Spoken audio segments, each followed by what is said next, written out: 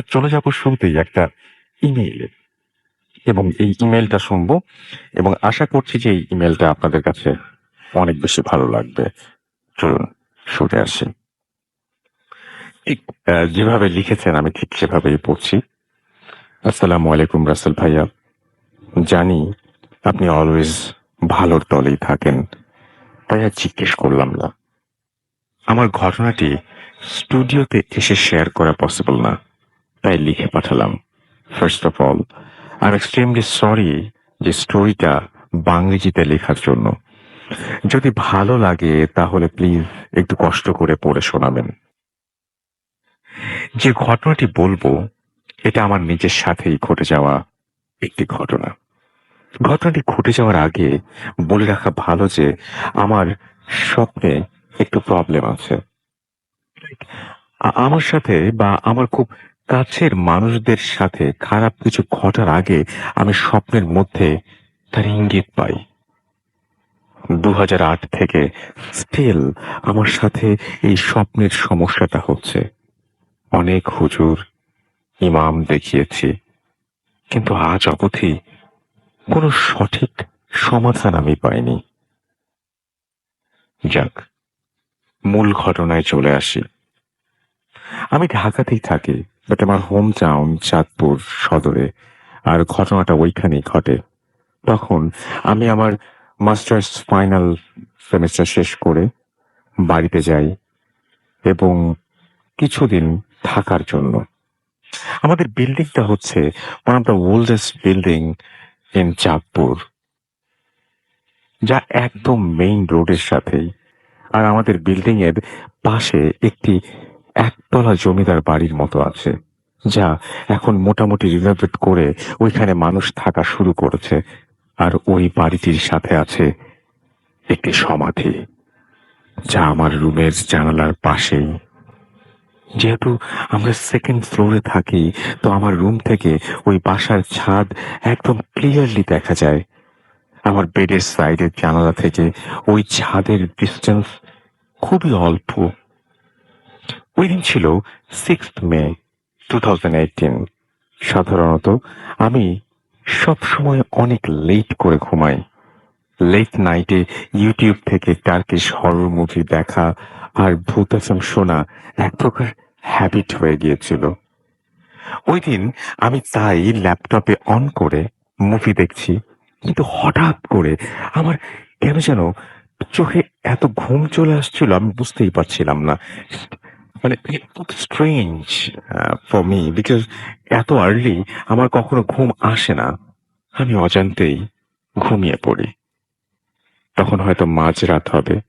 আমি স্বপ্নে দেখি যে একটা কালো বিড়াল খুব কর্কশ আওয়াজ করছে, আর আমি তাতে খুব বিরক্ত হয়ে অনেক রেগে গিয়ে সেই বিড়ালটার গলা কেটে রক্তাক্ত অবস্থায় একটা বালতিতে করে ছাদে নিয়ে যাচ্ছি। এরপর আমার সামান্য ঘুম ভাঙে, কিন্তু চোখে এতটাই ঘুম ছিল যে আমি অন্য পাশ ফিরে আবার ঘুমিয়ে যাই। Then আবার আমি স্বপ্ন দেখতে থাকি যে আমি অপারেশন থিয়েটারের মধ্যে আছি আর আমার ডেলিভারি হচ্ছে। মনে হচ্ছে যে সত্যি আমার ডেলিভারি হচ্ছে, আর আমি সবকিছু ফিল করতে পারছিলাম। এইবার আমি ঘুম থেকে উঠে বসে পড়ি। শ্বাস নিতে পারছিলাম না ঠিক মতো। পরে দেখি যে আমার পুরো শরীর ঘামে ভিজে গেছে। এসির মধ্যেও আমি প্রচন্ড ঘামছি। তারপর ল্যাপটপ শাটডাউন করে পানি খেলাম। ঠিক তখনও আমার জানলার পাশ থেকে দুইটা বিড়ালের কর্কশ আওয়াজ। বিড়ালরা ঝগড়া করলে যেরকম হয় সেরকম শোনা যায়। আমি ওদের ওপর পানি ফেলার জন্য জানালাটা খুলি যাতে আওয়াজ বন্ধ হয়ে যায়, কিন্তু এ কি, জানালা খোলার সাথে সাথেই আওয়াজ বন্ধ। বাইরে গুড়ি গুড়ি বৃষ্টি হচ্ছে আর অনেক বাতাস হয়েছে, অনেক বাতাস বইছে। জানালা বন্ধ করার সময় আমার পাশের বাড়ির সেই ছাদের দিকে নজর পড়তেই দেখি যে একজন মহিলা পেছন ফিরে দাঁড়িয়ে আছে। মহিলাটির চুলগুলো ছিল অনেক লম্বা, আবছা আলোতে জাস্ট এইটুকুই দেখলাম। ভাবছিলাম যে হয়তো কেউ কাপড় নিতে ছাদে এসেছে, তারপর আমি জানালা বন্ধ করে মোবাইল চেক করে দেখি, তখন ঘড়িতে রাত ৩:১৩। এরপর ওয়াশরুমে যাই। যেতেই ওয়াশরুমের ভেন্টিলেটরের মধ্যে মনে হচ্ছে কেউ ঢিল ছুড়ছে। ঠিক তখনই মাথায় এলো যে বৃষ্টির মধ্যে রাত ৩টার সময় ওদের ছাদে কে আসবে? আর ওই বাসায় তো এত লম্বা চুলওয়ালা কেউ থাকে না। তাহলে কি এটা কি দেখলাম? নাকি রাত করে হরর মুভি দেখছিলাম, তাই হ্যালুসিনেশন হচ্ছে? তখন আমি মাইন্ড সেট করে ফেলেছি এবং আমি এইবার দেখবো যে মানে যেই ঠকুক বা যাই হোক না কেন, আমি দেখবো। কিন্তু সেই মুহূর্তে আবারও বিড়ালের কর্কশ আওয়াজ। আমি আস্তে করে গিয়ে আমার বেডের পাশের জানলাটা খুলি। খুলতেই আবার সেই আওয়াজ বন্ধ। কিন্তু এরপর যা দেখলাম, আমি নিজের চোখে বিশ্বাস করতে পারছিলাম না। ওই সেই মহিলা, কালো কাপড়, কালো খোলা চুল, দাঁড়িয়ে আছে। যেহেতু মহিলাটি পেছন ফিরে দাঁড়িয়েছিল, তাই আমি এইবার ভালো করে জানালার আরো কাছে গিয়ে দেখছিলাম। আসলে এটা কি দেখছি? এটা কি হ্যালুসিনেশন? ঠিক তখন দেখলাম যে মহিলাটি আস্তে আস্তে করে আমার দিকে টার্ন করলো। তার পা গুলো ছাদের ফ্লোর থেকে ৩-৪ ইঞ্চি ওপরে।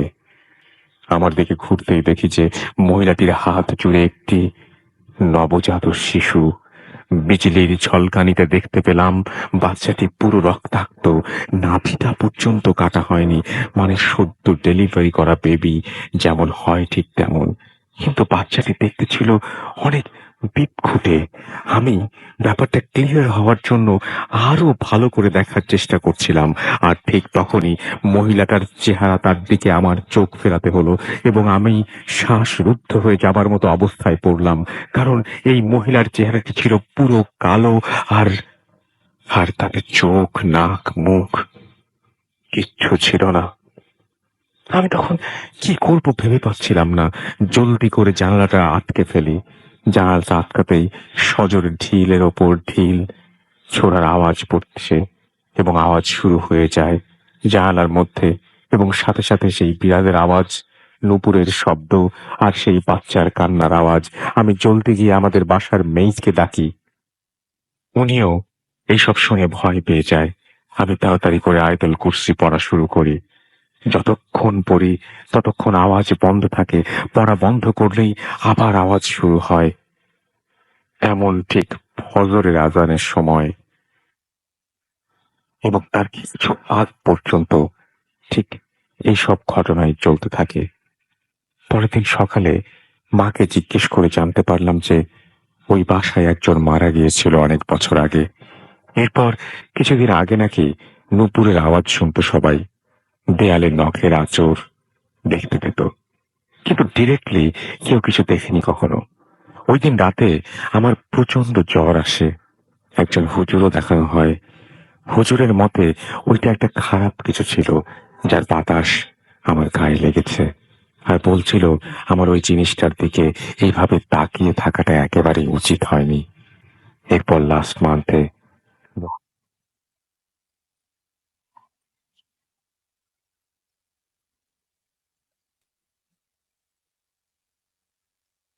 যে কিনা প্রেগনেন্ট ছিল, তার হাজবেন্ড তাকে রেখে নিরুদ্দেশ হয়ে গিয়েছিল। মহিলাটি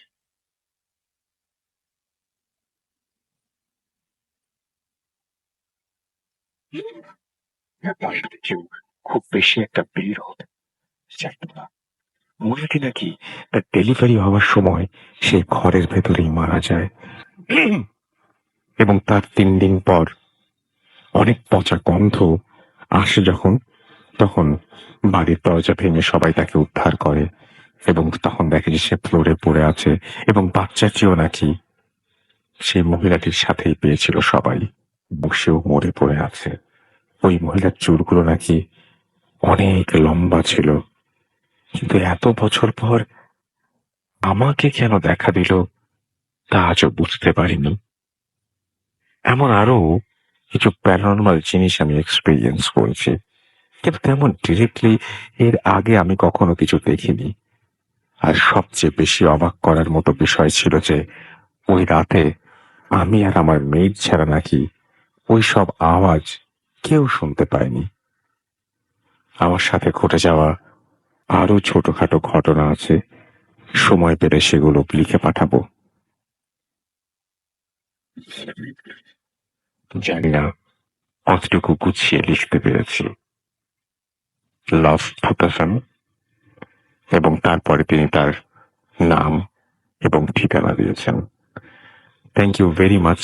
আপনার যে ঘটনাটি পাঠিয়েছেন, বিউটিফুল স্টোরি, অ্যান্ড আশা করছি যে আপনাদের সবার ভালো লেগেছে, এবং আপনারা সবাই কেমন লেগেছে সেটা ফেসবুকে জানিয়ে দেবেন, www.facebook.com/ফুর্তি and www.facebook.com/ফুর্তিfm.fm। আজকে আমাদের স্টুডিওতে আছেন আফনান ভাই। আমরা আফনান ভাইয়ের কাছে যাব এবং এই মুহূর্তে তার কাছ থেকে একটা ঘটনা শুনবো। আফনান ভাই। আসসালামু আলাইকুম লিসেনার্স, ওয়ালাইকুম আসসালাম। আশা করি সবাই ভালো আছেন। তো আজকে রাসেল ভাই যে ঘটনাটা আমি শেয়ার করব, জি। ঘটনাটি ঘটেছিল সিঙ্গাপুরে, বাট যার সঙ্গে ঘটেছিল বা যিনি আমাকে বলেছেন, মানে তার বাসা রাজবাড়ির বালিয়াকান্দি উপজেলা। ঘটনাটি আসলে যে আমাকে বলেছে তার নাম আব্দুল কাদের। তো তার বড় ভাইয়ের নাম হলো আব্দুল খালেক। ওই আব্দুল খালেক 2010 সালে উনি সিঙ্গাপুরে গিয়েছিলেন। তো সিঙ্গাপুরে উনি যেখানে কাজ করতে গিয়েছিলেন সেখানেই এই ঘটনাটি ঘটে। তো সেই আচ্ছা। ঘটনাটি আমি সরাসরি চলে যাব। তো রাসেল ভাই, সিঙ্গাপুরের বিষয়টা বলার আগে আমি কয়েকটা বিষয় বললে ঘটনার প্রেক্ষাপটটা আগে থেকে একটু লিসেনারদের বুঝতে সুবিধা হবে। সেটা হলো, বেসিক্যালি সিঙ্গাপুরটা কিন্তু সেকেন্ড ওয়ার্ল্ড ওয়ারের সময় এটি জাপানিরা দখল করে নিয়েছিল, এবং জাপানিরা দখল করার পর সেখানে কিন্তু অনেকগুলো কনসেন্ট্রেশন ক্যাম্প তারা করেছিল। পুরো সিঙ্গাপুরে বিভিন্ন জায়গাতে কনসেন্ট্রেশন ক্যাম্প ছিল। আর কনসেন্ট্রেশন ক্যাম্প হচ্ছে সেই ক্যাম্প যেখানে যুদ্ধবন্দীদেরকে ধরে নিয়ে অকথ্য নির্যাতন করা হতো। তো পরবর্তীতে যখন মিত্রবাহিনী মানে অ্যালাইড ফোর্সেস এর সোলজাররা যখন সিঙ্গাপুর দখল করে নেয়, তখন কনসেন্ট্রেশন ক্যাম্প থেকে বন্দীদেরকে মুক্ত করা হয়। আর রাসেল ভাই, আরেকটা বিষয় সেটা হলো, জাপানি কিছু শব্দ রয়েছে যেমন হাসনাহেনা, রিক্সা, হারিকিরি। এই হারিকিরি অর্থ হচ্ছে, এটা জাপানি শব্দ। সেটা হলো যে জাপানি সোলজাররা বা কোন নাগরিকরা যদি শত্রুপক্ষের আগমন দেখে, তাহলে তাদের হাতে আত্মসমর্পণ না করে তারা ধারালো একটা কোনো অস্ত্র দিয়ে নিজেরা সুইসাইড করে। এটাকে জাপানি শব্দে হারিকিরি বলা হয়। তো দেখা গেল যে কনসেন্ট্রেশন ক্যাম্প থেকে একজনও জাপানি সোলজারদেরকে জীবন্ত গ্রেপ্তার করতে পারেনি অ্যালাইড ফোর্সেস এর সোলজাররা, মানে মিত্রবাহিনীর সোলজাররা। তো সেখানে তারা বিভিন্ন কনসেন্ট্রেশন ক্যাম্পে এইভাবে তারা মারা গিয়েছিলেন আর কি। এখন আসলে আমি ঘটনাতে চলে যাচ্ছি। তো যিনি গিয়েছিলেন আব্দুল খালেক সাহেব, উনি বেসিক্যালি মানে সিঙ্গাপুরে যাওয়ার আগে বিভিন্ন ধরনের কাজ আছে ওখানে। কেউ কনস্ট্রাকশনের কাজ, কেউ ইলেকট্রিশিয়ান হয়ে ট্রেনিং নিয়ে সেখানে যান। উনি বেসিক্যালি মানে পাইপের কাজ, যেটাকে আমরা প্লাম্বার বলি আর কি। উনি প্লাম্বারের কাজ শিখে সেখানে গিয়েছিলেন, যে বিল্ডিং এর পাইপের কাজ উনি করবেন। তো উনি যে কোম্পানির সাথে চুক্তিবদ্ধ হয়ে তাকে পাঠানো হয়, ওটা তুরস্কের একটি কোম্পানি। তো তুরস্কের একটি কোম্পানি, ওইখানে সিঙ্গাপুরের পাদাং নামক একটা জায়গা আছে। ওই জায়গাতে একটি মানে বিল্ডিং এর কাজ, মানে কনস্ট্রাকশনের কাজের দায়িত্ব নেন, এবং ওইখানে ওনার দায়িত্ব থাকে উনি পাইপের কাজগুলো দেখাশোনা করবেন। কারণ ছাদ যখন ঢালাই হয় সেখানে ভিতরে পাইপ দেওয়া হয়, বিভিন্ন জায়গায় ইলেকট্রিক লাইন গুলো কিভাবে হবে, কোথায় পাইপ দেওয়া হবে, সেগুলো তো দেখতে হবে আর কি। এজন্য সার্বক্ষণিক তাকে ওই সময় থাকতে হবে। তো তাকে নিয়ে যাওয়া হয় ওখানে রাসেল ভাই। কিন্তু ওখানে যাওয়ার পর উনি দেখেন যে যে বিল্ডিং এর কাজটা ওনারা করবেন, ইতিমধ্যে সেটা দোতলা কমপ্লিট হয়েই আছে, আচ্ছা। এবং সেই দোতলাটা আরো হয়তো 5-6 বছর আগে করা হয়েছে। তারপর থেকে সেটা পরিত্যক্ত অবস্থায় ছিল, তার উপরে আবার মানে ওই বিল্ডিংটা করা হবে, এবং ওই বিল্ডিংটা 25 তলার ফাউন্ডেশন ছিল।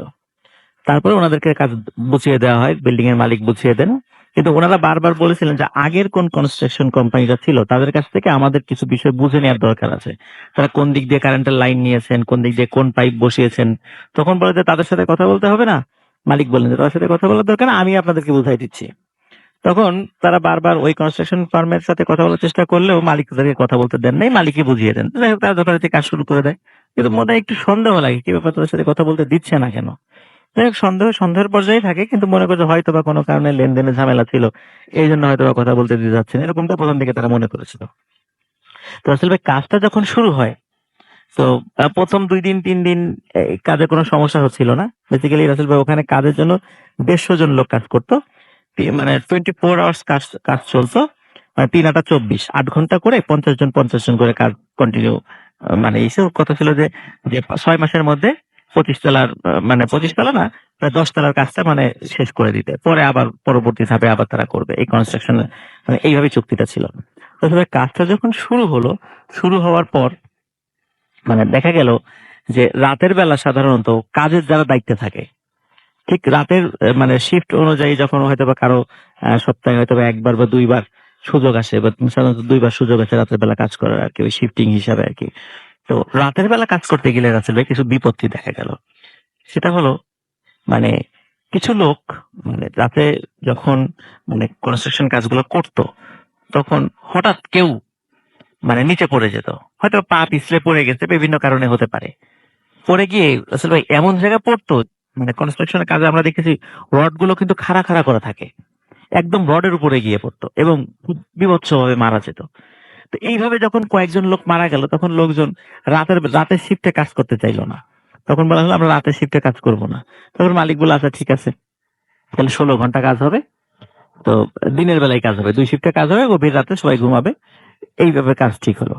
কিন্তু রাতের বেলা রাসেল ভাই অনেক জিনিস চুরি টুরি হয়ে যেতে পারে, জন্য পাহারারও দরকার থাকে।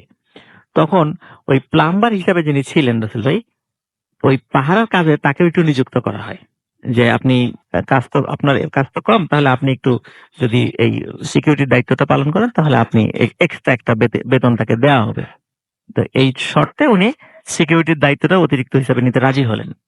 তো ভাই সিকিউরিটির দায়িত্ব যখন উনি নিলেন, উনি নেয়ার পরে রাতের বেলা যখন ডিউটি উনি করছিলেন, তখন হঠাৎ ওনার মনে হলো যে বিল্ডিং এর নিচের থেকে, মানে ওনারা তো 3 তলা থেকে মানে দোতলা কমপ্লিট করবে, 3 তলা থেকে কাজ শুরু করেছিল।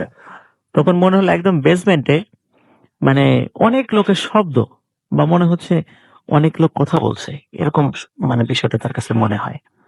তখন উনি আস্তে আস্তে সাহস করে মানে উনি এবং ওনার সাথে একজন লোক ওনারা নিচে যান।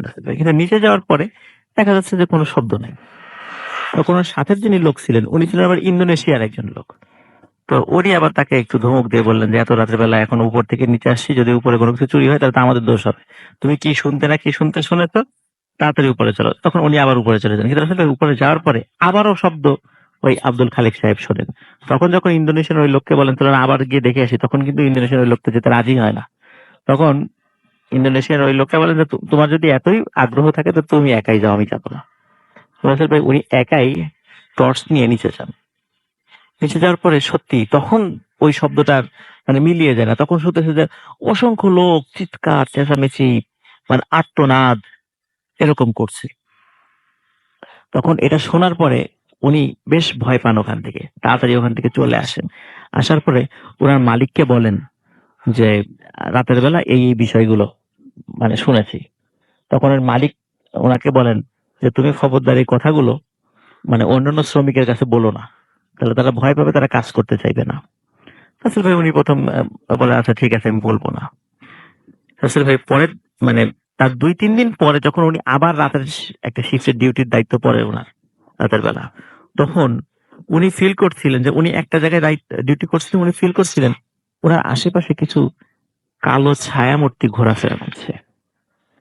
কিন্তু উনি মানে আহ, মানে উনি চিন্তা করলেন যে এটা কি হতে পারে, ওনার কি মনের ভুল, রাতে ডিউটি করছে হয়তো বা মনের ভুল হতে পারে, বা অনেক টেনশন করেন বাড়ি দেশের বাড়ি নিয়ে, হয়তো বা ভুল হতে পারে, এটা উনি প্রথমে ভুল ভেবে উড়িয়ে দিচ্ছিলেন।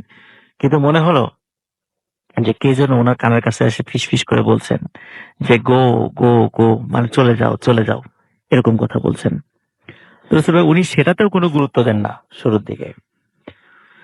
এরপরে রাসেল ভাই বেশ কিছু লোক যারাই রাতের বেলা ডিউটি করে তারাই কানা ঘোষা করে যে রাতের বেলা তারা কিছু শুনতে পায়, মানে কোনো মানুষের উপস্থিতি বা কারো উপস্থিতি তারা টের পায় সেখানে। তো এরপরে মানে এই কথাগুলো যখন একে একে চারদিকে চতুর্দিকে ছড়িয়ে পড়ে যে হ্যাঁ রাতের বেলা এখানে ভুতুরে কিছু শোনা যায়, এবং এই কিছু মানুষ যে মারা গিয়েছিল কিছুদিন আগে, হয়তোবা রাতের বেলা কাজ করার সময় ওরা এই টাইপের কোনো কিছু দেখে ভয় পেয়েছিল, সবার মধ্যে এই টাইপের কথা শুরু হয়ে যায়, অনেকে কাজ ছেড়ে দিয়ে চলে যেতে চায়। তখন মালিক তাদেরকে অনেক বুঝিয়ে শুনিয়ে বলে যে এগুলা কিছু না, এটা এমনিতেই হয়েছে অ্যাক্সিডেন্ট, আবার বুঝিয়ে শুনে রাখে। আসলে সর্বশেষ আব্দুল খালিক ভাইয়ের সাথে যে ঘটনাটা ঘটেছিল সেটা হলো উনি আবার যখন রাতের বেলা ডিউটি করছিলেন, তখন আবার নিচ থেকে প্রচুর আর্তনাদ। তখন উনি সাহস করে চিন্তা করলেন যে এবার আমি সত্যি যাই দেখি এটা কি আমার মনের ভুল নাকি। তো উনি অনেক সাহস করে সত্যি রাসেল ভাই নিচে যান। সেখানে যাওয়ার পরে উনি তখন মানে এতদিন তো শুধু মানে শুনেছেন, তখন চোখে উনি দেখলেন, দেখে যে অসংখ্য লোক সেখানে মানে আর্তনাদ করছে এবং নির্দয়ভাবে কাউকে পেটানো হচ্ছে, কাউকে হত্যা করা হচ্ছে। মানে সে এক বিভীষিকাময় দৃশ্য, কারো শিরচ্ছেদ করা হচ্ছে, কাউকে ফাঁসি দেওয়া হচ্ছে, এরকম বিভীষিকাময় দৃশ্য সেখানে উনি দেখলেন। ওই দৃশ্য দেখে উনি ওখানে সেন্সলেস হয়ে পড়ে যান। সকালবেলা যখন ওনাকে উদ্ধার করা হয় তখন উনি সব বিষয়গুলো খুলে বলেন এবং উনি ওনার মালিককে বলেন উনি আর কাজ করবেন না। তখন ওনার মালিক অনেক তাকে রাখার জন্য চেষ্টা করে, কিন্তু উনি বলেন না, উনি কিছুতে আর কাজ করবেন না। তখন উনি আবার দেশে ফিরে আসেন। রাসেল ভাই পরবর্তীতে আব্দুল খালেক ভাই যেটা জানতে পেরেছিলেন সেটা হলো ওই যে মানে ওই ওনার যে বিল্ডিং এর কাজটা 2 তলা করে মানে শেষ হয়ে গেছিল, এর আগের আরেকটা কোম্পানি কাজ শুরু করেছিল, সেটা একটা মালয়েশিয়ান কোম্পানি। মালয়েশিয়ান কনস্ট্রাকশন কোম্পানিটা কাজ শুরু করলেও ওনারা ওই কনস্ট্রাকশন কোম্পানির প্রায় 27 জন লোক সেখানে মারা যায়, যার কারণে শ্রমিকরা কাজ করতে অসম্মতি জানায় এবং ওই কোম্পানিটা আর কাজটা কন্টিনিউ করতে পারে না। 2 তলা পর্যন্ত করে ওখানে কাজটা শেষ করে রাখে। তার পরে 5-6 বছর পরে আবার তুরস্কের একটা কোম্পানির কাজটা মানে কনস্ট্রাকশন কোম্পানির কাজটার দায়িত্ব পায় এবং তারা এই কাজটা শেষ করার জন্য হাত দেয়। তাছাড়া পরবর্তীতে আব্দুল খালেক ভাই উনি খোঁজ খবর নিয়েছিলেন যে ওইটা শুধু 4 তলা পর্যন্ত পরবর্তীতে করা সম্ভব হয়েছিল। এরপর থেকে ওই পাদাং নামক স্থানে ওই বিল্ডিংটা 25 তলা বিল্ডিংটা 4 তলা করেই ওর কাজটা সমাপ্ত। আজ পর্যন্ত আমি শুনেছি যে ওটা 4 তলাই রয়ে গেছে। এটা ছিল আসলে first story. Thank you so much. আপনার প্রথম ঘটনার জন্য আপনাকে অনেক ধন্যবাদ। এবং আমি দেখতে পাচ্ছি যে অনেকেই আমাকে লিখছেন ফেসবুকে স্পেশালি, এবং ফেসবুকে অনেকেই কমেন্ট করছেন এবং অনেকের কাছে ভালো লাগছে এবং সেটা লিখছেন তিনি।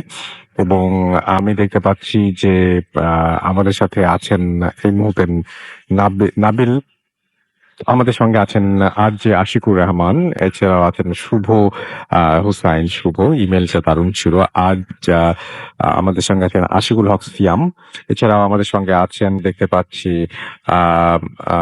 জাহিদ আহমেদ তুষার, জামালপুর থেকে তিনি শুনছেন। এছাড়াও আমাদের সঙ্গে আছেন সুমন SMN সুমন, আমাদের সঙ্গে আছেন MD Hridoy Hossain, I love Bhoot FM লিখেছেন।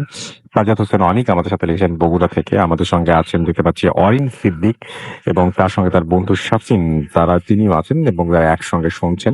সাগর হাসদা আমাদের সঙ্গে আছেন এবং আমাদের সঙ্গে আছেন দেখতে পাচ্ছি এছাড়াও শাহরিয়ার আবিদ, আমাদের সঙ্গে আছেন আফরিদ আপন, আমাদের সঙ্গে আছেন ইমরান মাহমুদ, এছাড়াও আমাদের সঙ্গে আছেন RJ মহসিন, এছাড়াও আছেন দেব আমাদের সঙ্গে আছেন রায়হান আহমেদ এবং তার 3 জন মিলে শুনছেন এবং তাদের কমেন্ট পড়ার জন্য অনুরোধ করেছেন। আমাদের সঙ্গে আছেন এছাড়াও দেখতে পাচ্ছি নাহিদ শিকদার, আমাদের সঙ্গে আছেন দেখতে পাচ্ছি MD রাকিব, এছাড়াও আফনান আহমেদ নাসিম আমাদের সঙ্গে আছেন এবং তিনি বলছেন যে আপনার ভাইয়ের কল্পনাটা ভালো লেগেছে।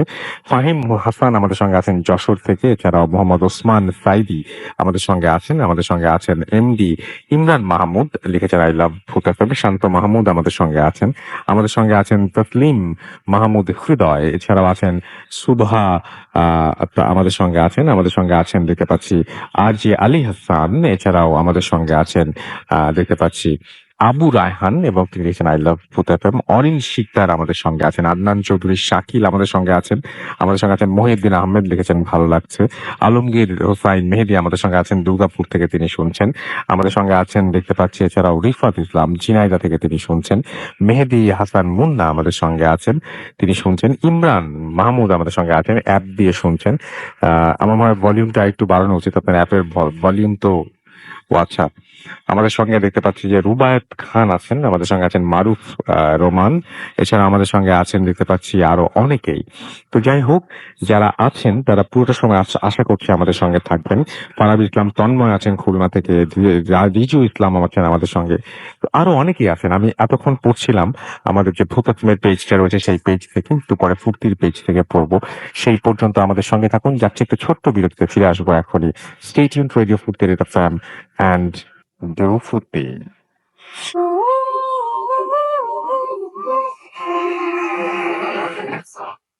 Yes, the night comes alive with Grameenphone. You are listening to Radio Full FM.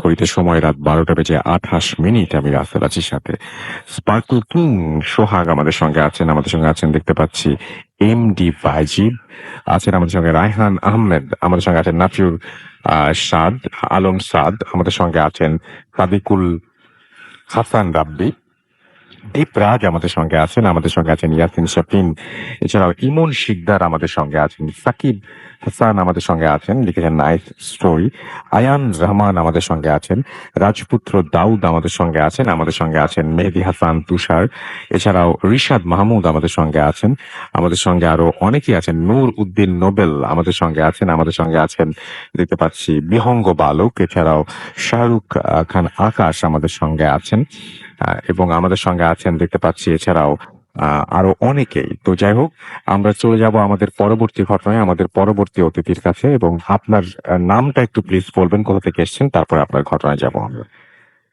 আসসালামু আলাইকুম লিসেনার্স, আমি আবু সাইদ বলছিলাম। আমি এসেছি খিলগাঁও, ঢাকা থেকে।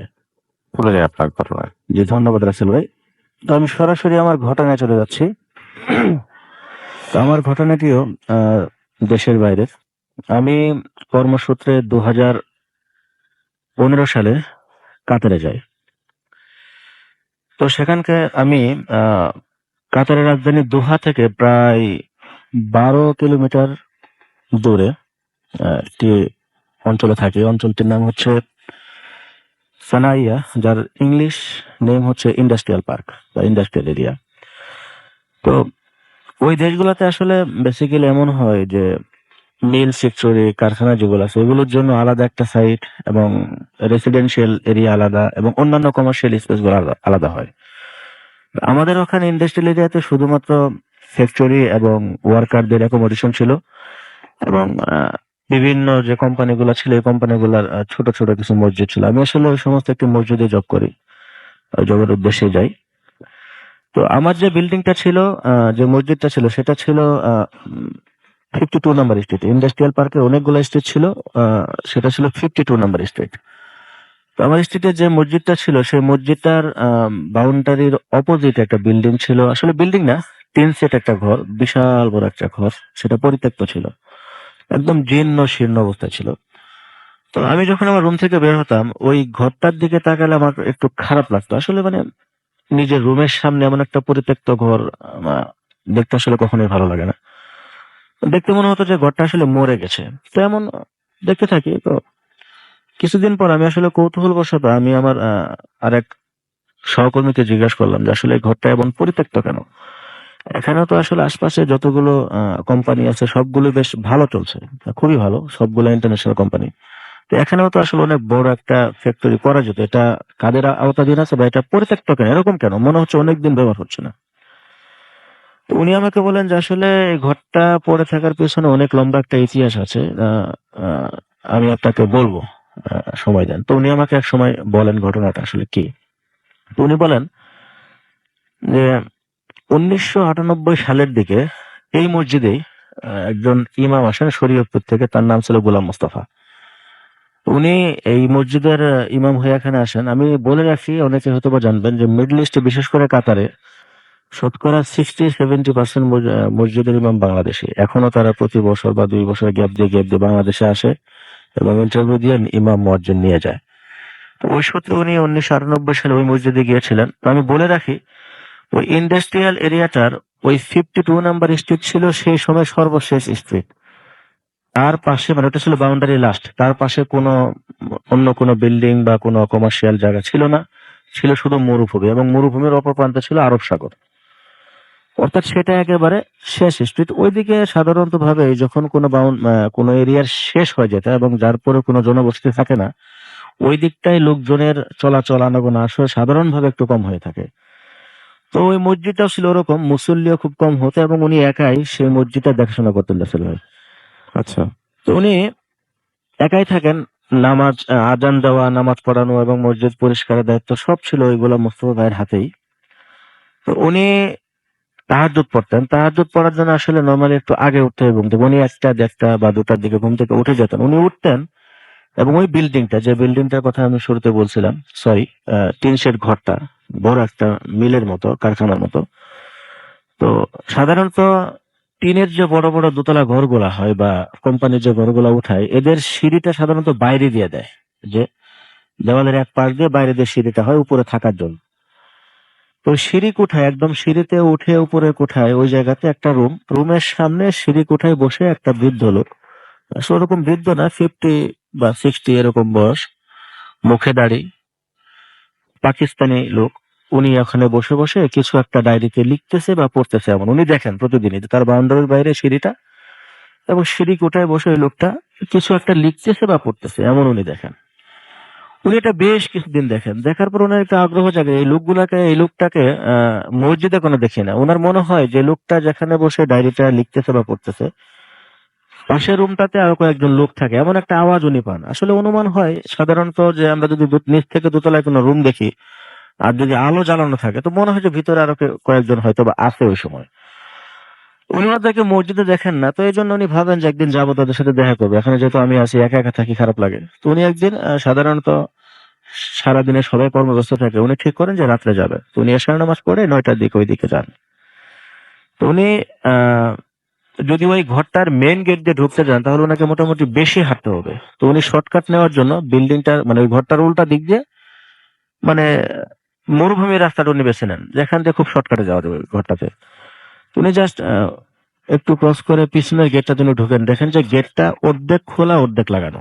মানে সাধারণত ব্যাক সাইডে যে গেট গুলা হয় খুব কম ইউজ হয়, এবং লোকজন যদি যাতায়াত কম করে, সেখানে ময়লা জমে যায় বা বোঝা যায় যে গেট দিয়ে আসলে কেউ যাতায়াত করে না। তো উনি খুব কষ্ট করে গেটটা খুলেন, মানে খুব জ্যাম হয়ে গেছে, অনেকদিন এটা কেউ খোলা হয় না। তো উনি খুব ধাক্কা দিয়ে খুলে পুশ করে উনি ভিতরে যান। তো উনি যে সরু রাস্তা দিয়ে হাঁটেন, মানে ওই ঘরটার দেওয়াল একদিকে, একদিকে ওনার মসজিদের ওয়াল, চিপা রাস্তাটা যে উনি হাঁটতে থাকেন। তো উনি দেখেন আসলে সাধারণত যদি ওই রুটটা দিয়ে কেউ চলাচল করে, রুটটা পরিষ্কার থাকবে বা মানুষজন এখানে চলাচল করে, একটা বোঝা যাবে, একটা পরিস্থিতিটা ওরকম থাকবে। ওনার মনে হচ্ছে যে এখানে অনেকদিন কেউ আসে না। যাই হোক, উনি এগুলো নোটিস করতে করতে সিঁড়ি দিয়ে এক সময় উপরে উঠে যান। তো উনি দেখেন সিঁড়ি কোঠাটা সম্পূর্ণ খালি, ইভেন রুমটাও তালাবদ্ধ, এবং তালাটা বেশ পুরনো হয়ে গেছে, অনেকদিন তালাটা খোলা হয় না, এবং দেখে মনে হচ্ছে এখানে কেউ অনেকদিন আসে না। তো ওনার কাছে বেশ একটু অদ্ভুত লাগে। তো যাই হোক, উনি এটা দেখে চলে আসেন, একটু ওনার মানে গাটা ছমছম করে যে বিষয়টা কি, কেউ নাই কেউ না, উনি চলে আসেন। উনি আবার যথারীতি রাত্রে উঠেন, পরের দিন থেকে দেখেন আবার ওই বৃদ্ধ লোক বসে পড়তেছে। উনি কয়েকবার নিচ থেকে সালামও দেন, আসলে সালামের কোনো উত্তর আসে না। তো এমন করে বেশ কিছুদিন যাওয়ার পর হঠাৎ করে একদিন ওনাকে কেউ ডাকে যে হুজুর ভিতরে আছেন, উর্দু ভাষায় ডাকতেছে যে আন্দার মে কোই হ্যাঁ। তো উনি ভেতর থেকে জবাব দেন, হ্যাঁ আমি আছি, কে বলছিলেন। বাইরে এসে দেখেন যে ওই লোকটা, যে লোকটাকে প্রতিদিন দেখেন ওই সামনের সিঁড়ি কোঠায় বসে পড়েন রাত্রে, ওই বৃদ্ধ লোকটা। উনি বললেন যে কে আবার কি হয়েছে, এত রাত্রে কেন আসছেন? বলে যে আসলে আমাদের রুমে একজন রুমমেট খুবই অসুস্থ, আপনি একটু আসেন, দেখবেন, একটু ঝাড়ফুঁক দিবেন, উনি খুবই অসুস্থ, একটু আসেন। উনি যথারীতি উনি পিছে পিছে হাঁটতে থাকেন।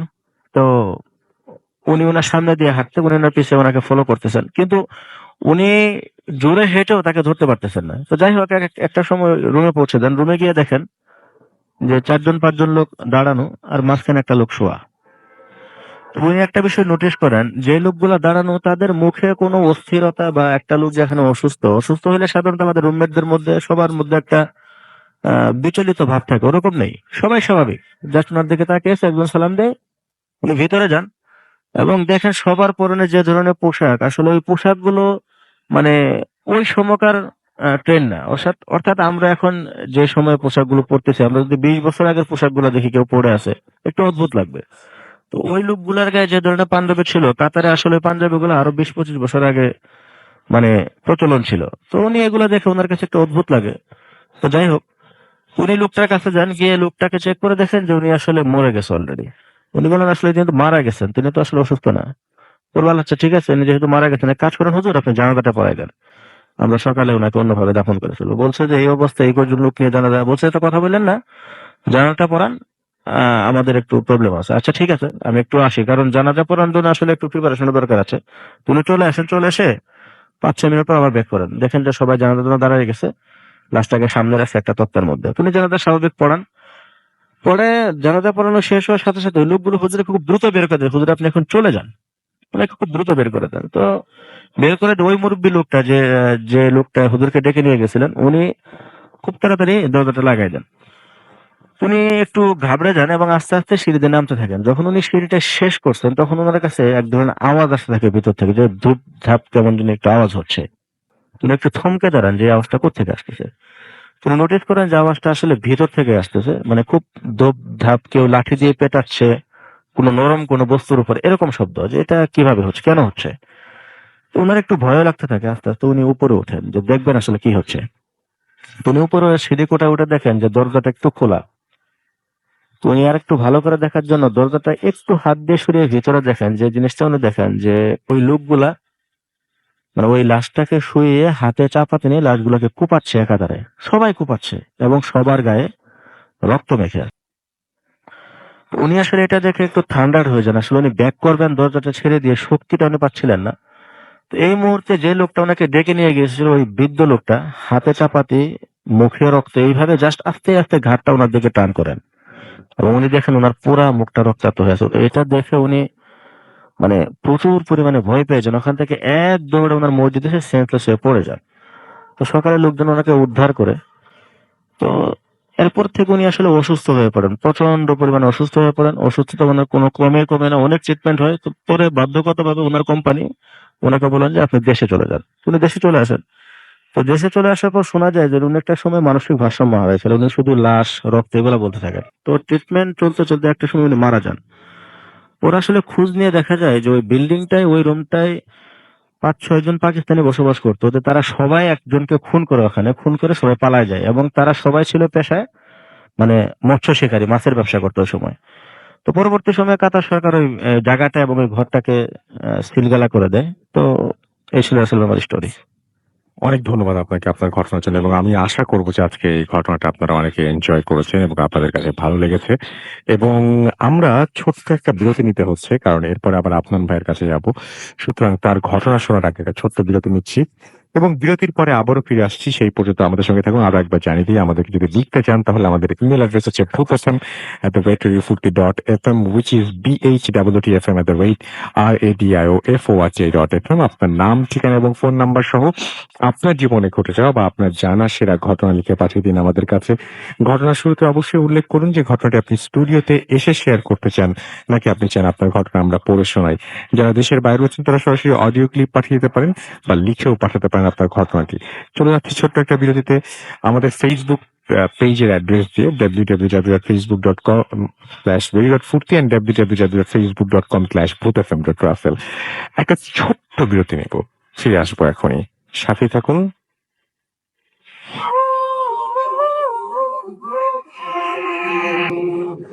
Yep, the night comes alive with Grameenphone. ঘড়িতে সময় রাত 12টা বেজে 44 মিনিট। শুনছেন রেডিও ফুর্তি, চলছে ভূত এফএম। আমি রাসেল আছি সাথে, এবং আমার সাথে রয়েছেন আজকের অতিথিরা।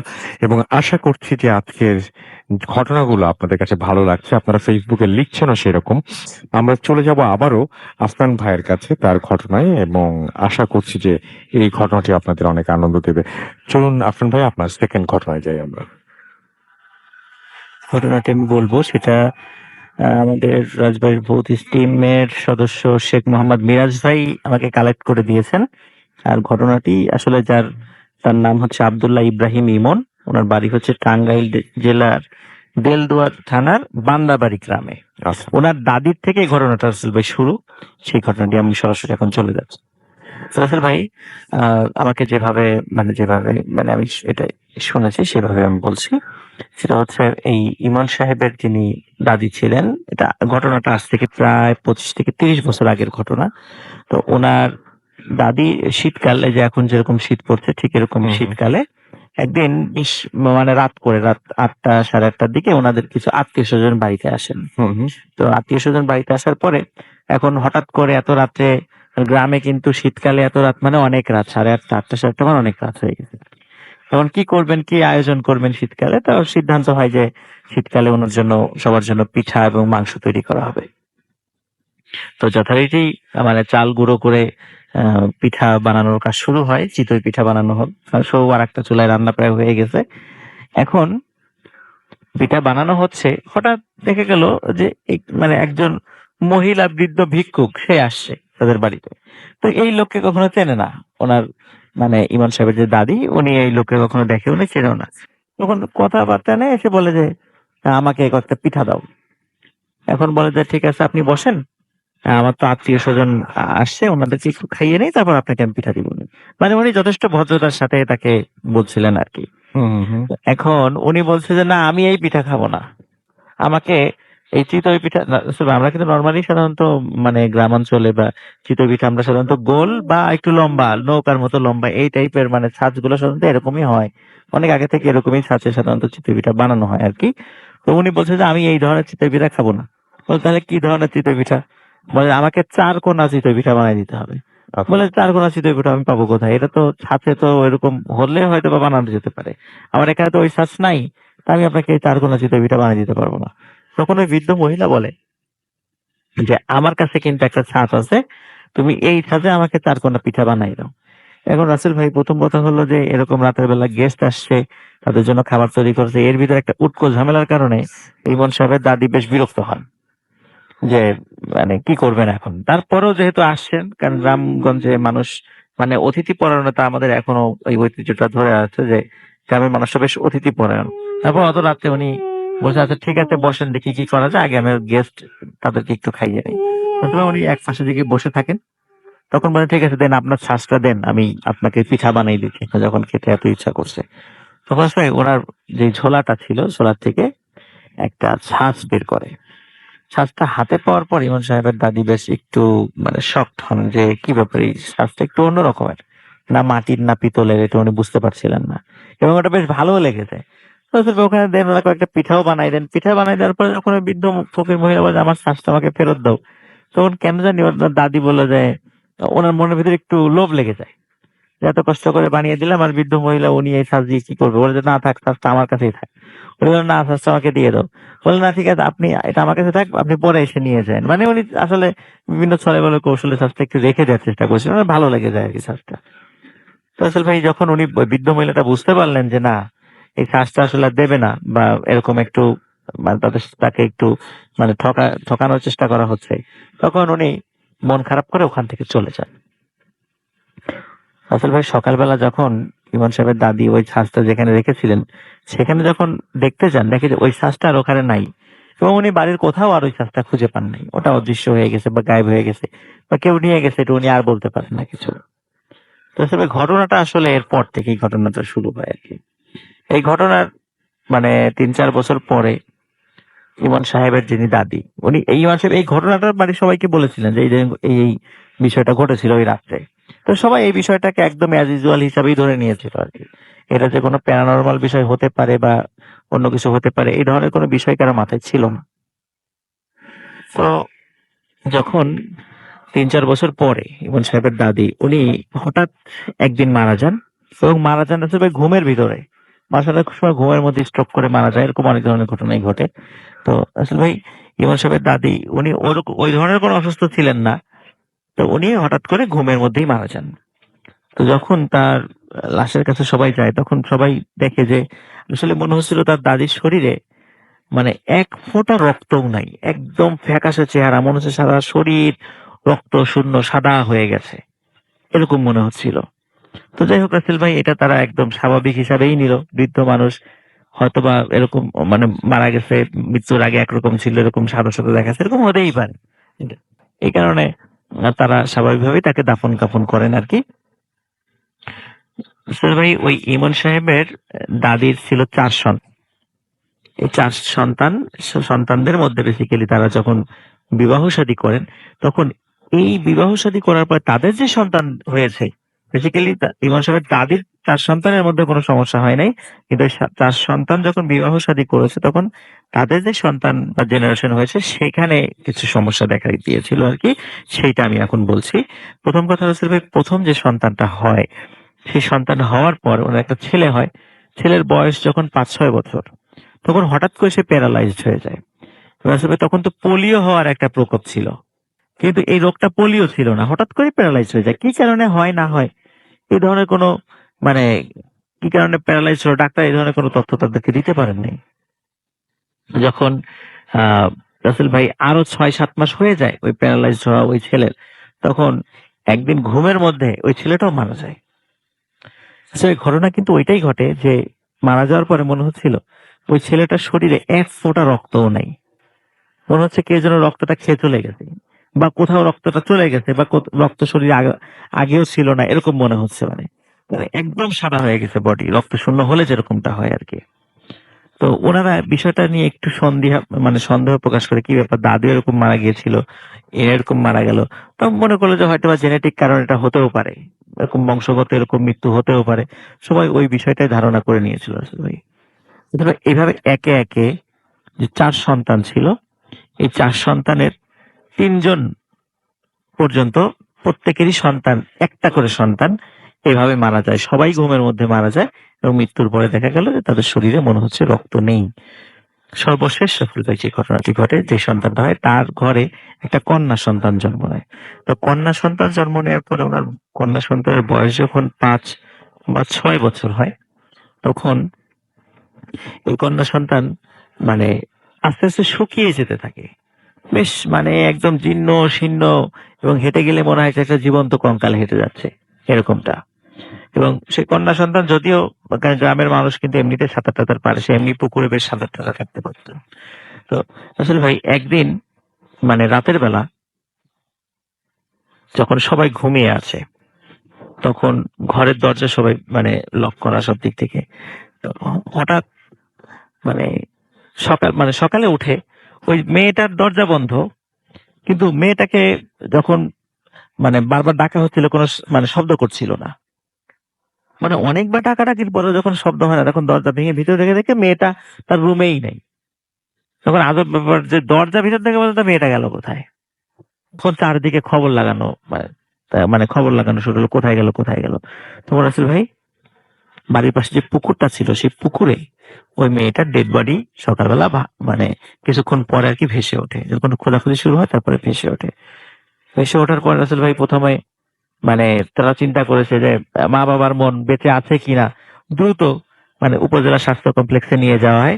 সেখান থেকে কর্তব্যরত চিকিৎসক তাকে মৃত ঘোষণা করে, এবং কর্তব্যরত চিকিৎসক বলে যে তোমার মেয়ের কিন্তু পানিতে ডুবে সে মারা যায় নাই। তোমার মেয়েটা পানিতে ডুবে পানিতে যাওয়ার আগেই সে মারা গেছে। এবং তার প্রমাণ ডাক্তার সাহেব দিয়েছিল যে দেখো, মেয়েটার গলায় মনে হচ্ছিল কোনো হাত দিয়ে তাকে চেপে ধরা হয়েছিল গলায়, এবং তাকে মৃত্যুর মেরে ফেলার পর তাকে পানিতে চুবিয়ে রাখা হয়েছিল। তো এই ঘটনার পর রাসেল ভাই ওই ফ্যামিলির লোকজন খুব ভীত হয়ে পড়েন যে আসলে আমাদের ফ্যামিলিতে হচ্ছেটা কি। তখন তারা একজন খুব ভালো একজন আল্লাহওয়ালা পরহেজগারের কাছে যান।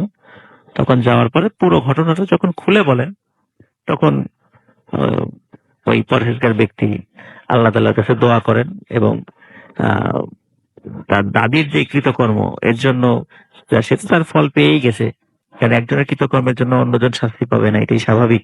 তারপরও আল্লাহর কাছে দোয়া করেন। এরপর রাসেল ভাই ওনাদের আর কোনো ভাই বোনের কোনো সন্তান আর মারা যায় নাই। এটাই ছিল রাসেল ভাই আমার সেকেন্ড স্টোরি। ধন্যবাদ আপনাকে। তো যাই হোক, আমরা আফরান ভাইকে আবারও ধন্যবাদ জানাচ্ছি। তিনি অনেক কষ্ট করে আজকে ঢাকার বাইরে থেকে এসে আমাদের সাথে পার্টিসিপেট করেছেন এবং আবার ঢাকার বাইরে ফিরে যাবেন, সেজন্য আপনাকে অনেক ধন্যবাদ।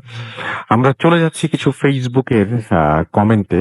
এইচ.কে রাজন আসিফ আমাদের সঙ্গে আছেন, ভালো লাগলো লিখেছেন। আমাদের সঙ্গে আছেন শামীমুল ইসলাম শাকিল, গোপালগঞ্জ থেকে শুনছেন। আমাদের সঙ্গে আছেন নাইমুল ইসলাম রহমান বিপ্লব, এবং আমাদের সঙ্গে আছেন দেখতে পাচ্ছি সাদিকুর রাব্বি, এবং তিনি কখনো এই শোটা মিস করেন না, এবং আপনার ভাই ঘটনা তার কাছে ভালো লেগেছে। আমাদের সঙ্গে আছেন দেখতে পাচ্ছি নাজমুস সাকিব, এছাড়াও সাগর আমাদের সঙ্গে আছেন, ভালো লাগলো। নাজমুল ইসলাম সানি আমাদের সঙ্গে আছেন, এছাড়া আছেন আমাদের সঙ্গে হৃদয় খান, স্টোরিটা খুব ভয়ঙ্কর ছিল। আমাদের সঙ্গে আছেন ইয়াসিন শেফরাজ, এবং এছাড়া আমাদের সঙ্গে রাইডার রকি আছেন, আমাদের সঙ্গে আছেন আফরিন শিকদার, আমাদের সঙ্গে আছেন তাসলিম মোহাম্মদ হৃদয়, এছাড়াও আছেন এমডি, আমাদের সঙ্গে আছেন মোহাম্মদ ফারাবি রহমান শ্রাবণ, এছাড়াও আছেন আমাদের সঙ্গে দুষ্ট নাহিদ, আমাদের সঙ্গে আছেন মোহাম্মদ আমাদের সঙ্গে আছেন মহিউদ্দিন আহমেদ, এছাড়া স্টার বয় প্রিন্স আমাদের সঙ্গে আছেন, নাইমুর আলম সাদ আমাদের সঙ্গে আছেন, আমাদের সঙ্গে আছেন পলাশ ঘোষ, এমডি ইমরান আমাদের সঙ্গে আছেন দেখতে পাচ্ছি জেমস দিদার। এছাড়াও আমাদের সঙ্গে আছেন শাকিল খান, আমাদের সঙ্গে আছেন আরো অনেকেই। খুলনা থেকে ফারাবি ইসলাম আমাদের সঙ্গে আছেন, ইমরান আহমেদ লিওন আমাদের সঙ্গে আছেন দেখতে পাচ্ছি সোহানুর রহমান ফ্যানি।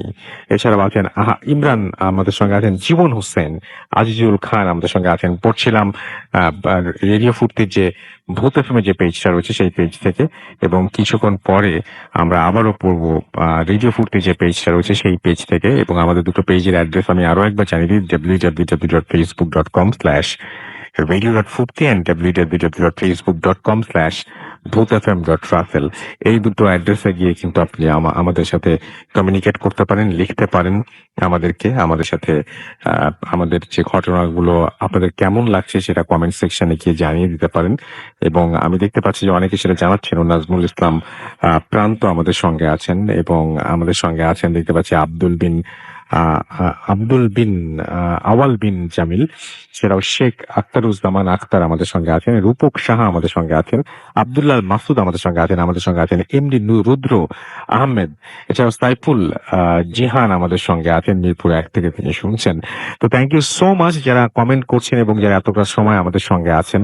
আমরা চলে যাব আমাদের পরবর্তী অতিথির কাছে। আপনার নামটা আরো একবার প্লিজ বলে আপনার ঘটনাটা শুরু করবেন প্লিজ। আসসালামু আলাইকুম লিসেনার, আমি আবু সাইদ ফ্রম খিলগাঁও, ঢাকা। ধন্যবাদ রাসেল ভাই আবার সুযোগ দেওয়ার জন্য।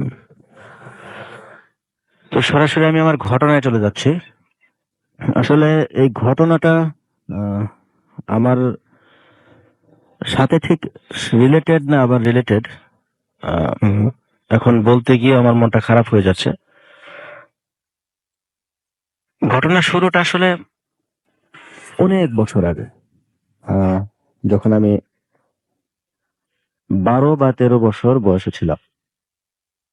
এই ঘটনাটা বলার আগে আমি একটু বলে নিই, আসলে ঘটনাটা আমার এক বাল্যকালের বন্ধু সম্পর্কে, উনি আবার আমার মামা। তো ওনার সাথে ঘটে যাওয়া একটি ঘটনা। তো ওনার ফ্যামিলির বিবরণটা একটু দেওয়া উচিত, এবং ওনার ফ্যামিলি সম্পর্কে যদি আমি একটু শুরুতে বলে নিই, তাহলে ঘটনাটা লিসেনারদের বুঝতে অনেক সুবিধা হবে। তো আমি ঘটনায় চলে যাচ্ছি। তো আমার ওই মামার ফ্যামিলির কয়েকজন মেম্বার ছিলেন, উনি ছিলেন, এবং ওনার ইমিডিয়েট এক বড় বোন ছিলেন। ওনার বড় বোনের সাথে ঘটে যাওয়া একটা ঘটনাকে আমি একটু শেয়ার করে নিই। তো ওনার বোনের যখন বয়স 6 বছর, তো উনি একদিন রাতে, মাঝরাতে বাইরে বের হন। তো উনি হঠাৎ করে বাড়ি থেকে চিৎকার করতে করতে ঘরে আসেন।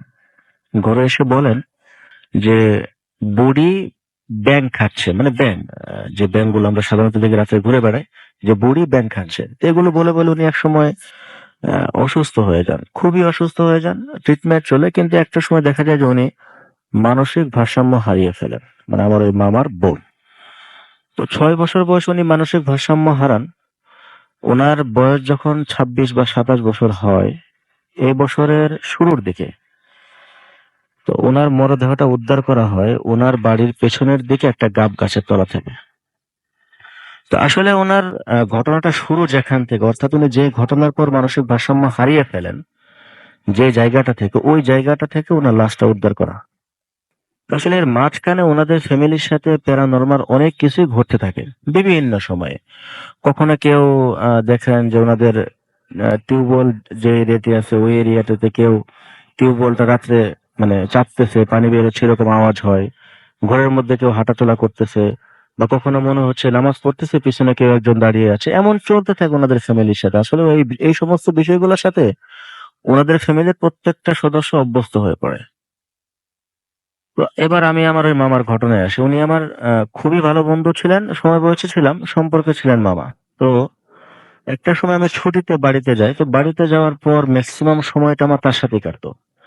তো আমরা আমাদের বাড়ি থেকে বেশ কিছুটা দূরে একটা ছোট একটা খাল আছে, খাল পাড়ের দিকে আমরা সাধারণত আড্ডা দিতাম। ওই এরিয়াটাতে বসন্তের সময়টা প্রচুর পরিমাণে কৃষ্ণচূড়া ফুল, শিমুল ফুল, এগুলা গাছে গাছে ফুটে থাকতো। খুবই সুন্দর ছিল জায়গাটা। ওইখানে একটা বিকট আকারের একটা শিমুল গাছ আছে। আসলে ওই গাছটা যেমন সুন্দর, তেমনি ওই গাছটাকে ঘিরে বহুত ভয়ানক ঘটনা প্রচলিত আছে। আসলে সেগুলো শুদ্ধ হোক আর অশুদ্ধ, এরকম ঘটনা প্রচলিত আছে। কেউ অনেকে এখানে মুরগি দেখে রাত্রে, কেউ বা কুকুর দেখে, কেউ বা আর অন্যান্য জীবজন্তু দেখে, এমন ঘটনা শোনা যায়। আসলে গাছটা আমাদের ওই বয়সী ছেলে মেয়েদের জন্য একটা ছিল, ভয়ের কারণ ছিল, যে আমরা ওখানে গেলে ভয় পেতাম, যে গাছটা খুব ভয়ালো, এমন একটা বিষয়। তো ওই গাছটার নিচে সাধারণত মানুষজন আড্ডা দিত, কারণ গাছটা বেশ বড় ছিল, তার এরিয়াটা ছিল অনেক বড়। তো আমরা ওখানে আড্ডা দিচ্ছি বিকালের দিকে, তো আমার মামা ওই বা বন্ধু যেই বলি, তার নামটা আমি এখানে ইউজ করতে চাচ্ছি না, সবাই জেনে যাবে অলরেডি ঘটনা বললে, তবু ছদ্মনাম ইউজ করি, ধরেন রানা। তো ওই রানা মামা বললেন যে, মামা দাঁড়াও, আমি কিছু ফুল পারি গাছ থেকে, কিছু ফুল নেব, শিমুল ফুল। তো গাছটা অনেক মোটা ছিল, উনি উঠতে পারেন নাই। পরে নিচ থেকে উনি ঢিল ছুঁড়ে কিছু কিছু ফুল নেওয়ার চেষ্টা করেন। অনেকক্ষণ ঢিল ছোড়ার পর একসময় টায়ার্ড হয়ে যান, পরে চলে আসেন, তো আমরাও চলে আসি। তো হঠাৎ 2 দিন পর একদিন সকালে উনি হাঁপাতে হাঁপাতে আমার বাড়িতে আসেন, বলেন যে, সাহেব বাড়িতে আসেন? আমি বলি, হ্যাঁ আছি তো, কি হয়েছে, এমন হাঁপাচ্ছেন কেন, হাঁপাচ্ছ কেন, কি হয়েছে তোমার? ও বলে যে, দেখো আমি আসলে স্বপ্নে 2 দিন যাবত একটা স্বপ্ন দেখতেছি। কি স্বপ্নে? ওই যে গাছটা যেখানে আমরা ফুল নেওয়ার চেষ্টা করলাম, হ্যাঁ কি হয়েছে? তো ওই গাছটা থেকে আমি যাচ্ছি, ওই গাছটার ডালে একটা বুড়ি বসা, একটা মহিলা বসা। সে আমাকে ইশারা করে ডাকে, যায় এদিকে আয়, ফুল দেবো। তো ওনাকে দেখে আমি দৌড় দেই, কোনো একটা কিছুর সাথে আমি হোঁচট খেয়ে পড়ে যাই, আমার ঘুম ভেঙে যায়। এমন 2 দিন দেখলাম, আসলে এটা কি? তো আমি ওনাকে বললাম যে, আসলে এটা তেমন কিছু না, তুমি ইগনোর করো, এগুলা হতেই পারে, তুমি হয়তো বা একটু ভয় পাইছো, এই বাস। তো মাঝখানে অনেক বছর কেটে যায়, ওনার কলেজ স্কুল লাইফ শেষ হয়, কলেজে উনি অ্যাডমিট হন। তো এক সময় শীতের রাতে সাধারণত গ্রাম দেশে মধ্যরাত পর্যন্ত ওয়াজ মাহফিল হয় এই সময়টা। তো উনি ওয়াজ মাহফিল শুনে ওনার বাড়ি থেকে বেশ দূর, উনি রাত্রে বাইসাইকেলে ফিরতেছেন। আসলে ওই এরিয়াটাতে একটা ব্রিজ আছে, এটা জামালপুর মাদারগঞ্জ হাইওয়েতে খুব প্রসিদ্ধ একটা ব্রিজ, যারা ওই অঞ্চলের এখন শুনছেন তারা অনেকে জানবেন। যে দাঁত ভাঙা নদী নামে একটা ব্রিজ আছে, যে ব্রিজটাকে ঘিরে অনেক অ্যাক্সিডেন্টাল ডেথের খবর আছে, যে থেকে থেকে রাসেল ভাই ওখানে অ্যাক্সিডেন্ট হয়। কখনো বাইক অ্যাক্সিডেন্ট, কখনো দেখা যায় সাধারণত ভ্যান উল্টে পড়ে আছে, কেউ মরে গেছে। এরপরে দেখা যাচ্ছে যে আহ বাস ভর্তি যাত্রী নিয়ে বাসটা নদীতে পড়ে যায়, এমন অনেক ঘটনা। তো এই ঘটনাগুলো এতটাই মানে হয়ে যায়, প্রচলিত হয়ে যায়, যে ওখানে রাত্রে যখন কেউ একা আসে সাইকেলে বা বাইকে, তারা আর ওই সাইকেল বা বাইক চালিয়ে ব্রিজটা পার হওয়ার সাহস পায় না, হেঁটে পার হয়, মানে এমন একটা ভয়ার্ত জায়গা ওখানে। তো আমার এই মামা ওখান দিয়ে ওয়াজ মাহফিল শুনে আসতেছিলেন, তো উনি যখন ব্রিজটা ক্রস করেন, তো দেখেন যে ব্রিজটার এক পাশে একটা লোক উল্টে পড়ে আছে, পাশে একটা বাইক পড়ে আছে, অর্থাৎ বাইকটা অ্যাক্সিডেন্ট করে। তো উনি ওটা দেখে আসলে ঠিক নামেন না, আর ওই জায়গাটা এমন বিষয়গুলোতে খুব অভ্যস্ত ছিল, উনি একটু ভয় পান, বাস ইগনোর করে উনি চলে যান। তো এভাবে কয়েকটা দিন কাটতে থাকে। তো উনি একটা সময় স্বপ্নে দেখেন যে উনি বাইকে করে ওই ব্রিজ দিয়ে আসতেছেন, অ্যাক্সিডেন্ট করেন, মারা যান এবং ওনার জানাজা হয়ে যায়। তো এই স্বপ্নটা উনি 1 দিন 2 দিন কয়েকদিন যাবত দেখতে থাকেন। পরে রাত্রে করে উনি যখন ঘুম ভাঙে, তো উনি কাঁদতে থাকে, ওনার মা জিজ্ঞেস করে, কি হয়েছে? যে, মা আমি আজ কয়েকদিন যাবত এই ভয়ঙ্কর স্বপ্নটা দেখতেছি। আমি একদিন দেখলাম যে ওখানে রাত্রে ফেরার সময় একটা লোক পড়ে আছে, এরপরের থেকে আমি স্বপ্নটা দেখতেছি। আসলে স্বপ্নে ওনার মানে ভয় পাওয়াটা তো আসলে ছোট থেকেই, যে একটু আগে বললাম। তো এরপর ওনার মা আসলে বিভিন্ন পীরের দরবারে যাইতেন, বিভিন্ন জায়গায় ওনাকে নিয়ে যায়। তো একটা সময় এটা আসলে মানে কমে। তো আমি যখন মানে ফর্চুনেটলি আমি ওই সময় গ্রামের বাড়িতে যাই, তো উনি আমাকে বলেন যে, মামা ছোটকালে তোমাকে বলছিলাম যে ওই গাছটা থেকে একটা বুড়ি আমাকে ডাকে যে তোমাকে ফুল দিব। সেম ঘটনা আমার সাথে এখন ঘটতেছে। এখন কি ঘটতেছে, যে এখন দেখি আমি ওই ব্রিজের ধারে বাইক অ্যাক্সিডেন্ট করে পড়ে আছি, এবং আমি মরে যাই এবং আমার জানাজা হয়ে যাচ্ছে, এই স্বপ্ন আমি দেখতেছি, এবং এটা কয়েকদিন যাবত দেখতেছি। তো যাই হোক, এরপর থেকে উনি কি করেন, নোটিস করেন যে উনি যখন রাত্রে শুয়ে থাকেন, উনার পাশে কেউ শুয়ে আছে। উনি যখন রাত্রে বাইরে বের হন, টিউবওয়েল পাড়ে গিয়ে উনি যখন উজু করেন, তো মনে হচ্ছে সামনে কেউ দাঁড়িয়ে আছে। উনি যখন পানি ছিটায় দেন, জিনিসটা ভ্যানিশ হয়ে যায়। তো এই বিষয়গুলো উনি দেখতে থাকেন। তো এমন অনেক ভয়ঙ্কর ভয়ঙ্কর বিষয় দেখেন। হঠাৎ করে রাত্রে ঘুম থেকে উঠে দেখেন ওনার মশারির পাশে একটা ফেস, জাস্ট একটা ফেস, এরকম মানে একটা ফেস দেখা যাচ্ছে, কোনো আকার আকৃতি নেই, একটা ফেস, মশারির ওপর পাশে একটা ফেস। এরকম বিষয় উনি দেখে আসলে অভ্যস্ত হয়ে যান। তো এর মাঝখানে আমি দেশের বাইরে চলে যাই। হঠাৎ করে আমি যখন দেশের বাইরে থাকি, একদিন সকালে আমারই পরিচিত আমার এক ভাই আমাকে ফোন দেয়, আমাকে ফোন দিয়ে বলে যে একটা খারাপ খবর আছে। মানে কি খবর?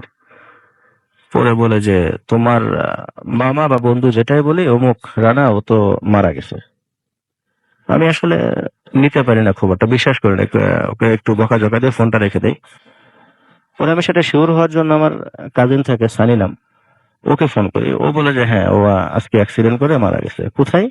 যে অমুক ব্রিজে, অর্থাৎ ওর যে স্বপ্নটা ছিল যে দেখতো যে ব্রিজের ধারে সে অ্যাক্সিডেন্ট করে পড়ে আছে এবং সে মরে যায়, তার জানাজা হয়ে যাচ্ছে, তার মৃত্যুটা ঠিক ওই ব্রিজের ধারে অ্যাক্সিডেন্ট করে তার মৃত্যুটা হয় এবং সে মুখ থুবড়ে পড়ে খুব মানে মর্মান্তিক একটা মৃত্যু হয়, তার মাথার খুলি টুলি সব বের হয়ে যায়, এই অবস্থায় লোকজন তাকে উদ্ধার করে।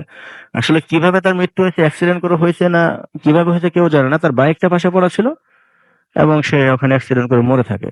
তো আসলে এই ঘটনাটা কতটা ভৌতিক আমি সেটা বলবো না, কিন্তু আমার কাছে খুবই দুঃখজনক এবং খুবই অদ্ভুত, যেটা শুরুটা আসলে অনেক বছর আগে হয়েছিল এবং তাদের ফ্যামিলির সাথে এই ট্র্যাজেডিটা এবং তার বোনের সাথে ওই ট্র্যাজেডি আসলে আমার এলাকার সবাইকে খুব বেশি পরিমাণে আঘাত করে। তো এই ছিল আসলে আমার স্টোরি।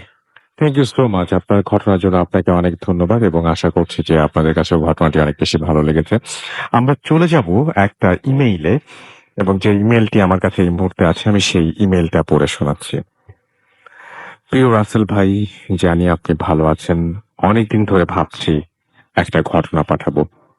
আসলে এটা একটা স্বপ্ন ও বাস্তবের সংমিশ্রণে ঘটা একটা ঘটনা, যা আমি আমার চাচাতো ভাই মুতালিব এবং চাচা আনিসের সাথে ঘটা। সময়টা 2005 সাল। তখন আমার এসএসসি পরীক্ষা চলছিল। ইংরেজি পরীক্ষার আগের দিন রাত 10টায় সাবজেক্ট রিভিশন দিয়ে ঘুমানোর প্রস্তুতি নিচ্ছিলাম। ঠিক তখন আমার এক চাচাতো ভাই আর এক চাচা আমার রুমে আসে। আমাকে একটা খারাপ কাজ হাসিলের জন্য তাদের সাথে যাওয়ার কথা বলে। আমিও সাথে সাথে রাজি হয়ে যাই। আমরা তিনজন প্রায় সমবয়সী 17-18 বছরের যুবক। রাত তখন 10:30টার ওপরে। ঘুটঘুটে অন্ধকার। তিনজনের সাথে মাত্র একটা ম্যাচ লাইট নিয়ে রওনা হলাম। আমাদের গন্তব্যস্থলটা আমাদের বাড়ি থেকে প্রায় 1 মাইল দূরে অবস্থিত। যাত্রাপথে আমাদের অতিক্রম করতে হবে গ্রামের আঁকাবাঁকা সরু রাস্তা, যার মধ্যে কখনো আছে উন্মুক্ত খোলা মাঠ, আবার কখনো আছে গভীর জঙ্গল, আবার কখনো আছে অনেক পুরাতন নিস্তব্ধ কয়েকটা কবরস্থান। কিন্তু কি কিন্তু কি জানেন, তখন কিন্তু মনে একটু ভয় কাজ করেনি। আর এখন সেই রাস্তাটার কথা মনে পড়লেই সূর্যের লোমগুলো পর্যন্ত দাঁড়িয়ে পড়ে।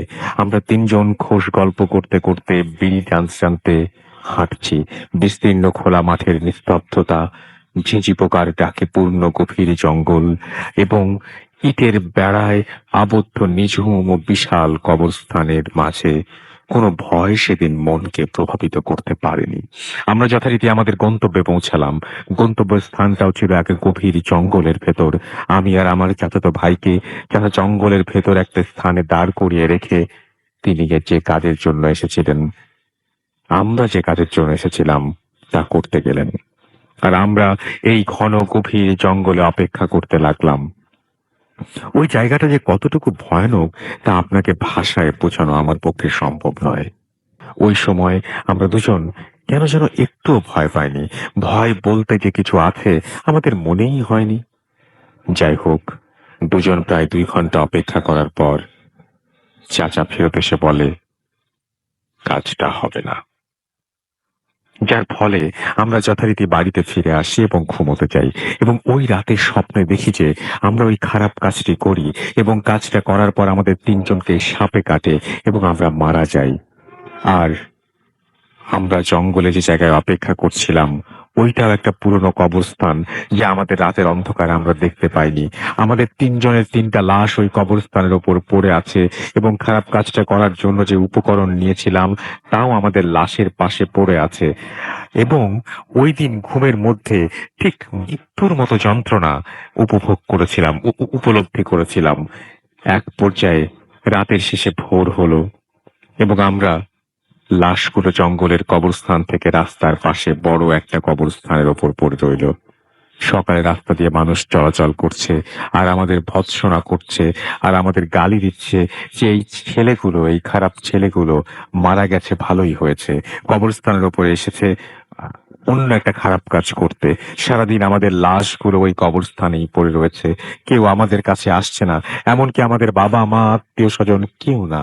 আমাদের কাছে আসার মতো কেউ নেই। আমাদের মৃত্যুর পরে পাপী মানুষ যেরকম যন্ত্রণা ভোগ করে ঠিক তেমন যন্ত্রণা অনুভব করছি আর আল্লাহর কাছে করুণা ভিক্ষা করছি। আর আমাদের তিনজনের চিৎকার চেঁচামেচিতে আমরাই অধৈর্য হয়ে উঠছি। তারপরও আমাদের কাছে কেউ আসছে না। আমরা তিনজনই মনে প্রাণে চাচ্ছি যে আমাদের যেন যে যেভাবে পারুক মাটি চাপা দিয়ে যাক, যেন আমাদের তাতেই শান্তি। কিন্তু না, কেউ আমাদের কাছে আসছে না। অনেক মানুষ আমাদের চারপাশ ঘিরে দাঁড়িয়ে আছে, কিন্তু কেউ আমাদের সাহায্য করছে না। আমরা বাড়ি থেকে প্রায় 1 কিলোমিটার দূরে ওই কবরস্থান থেকে বাড়িতে আমাদের মা বাবার কান্নাকাটি দেখতে পাচ্ছি। তো তারাও নিজেদের আত্মসম্মানের দিকে চিন্তা করে আসে না। সকাল গড়িয়ে দুপুর আসে, দুপুর গড়িয়ে রাত, কিন্তু না, কেউ আমাদের কাছে আসছে না, আমাদের কবর দিচ্ছে না।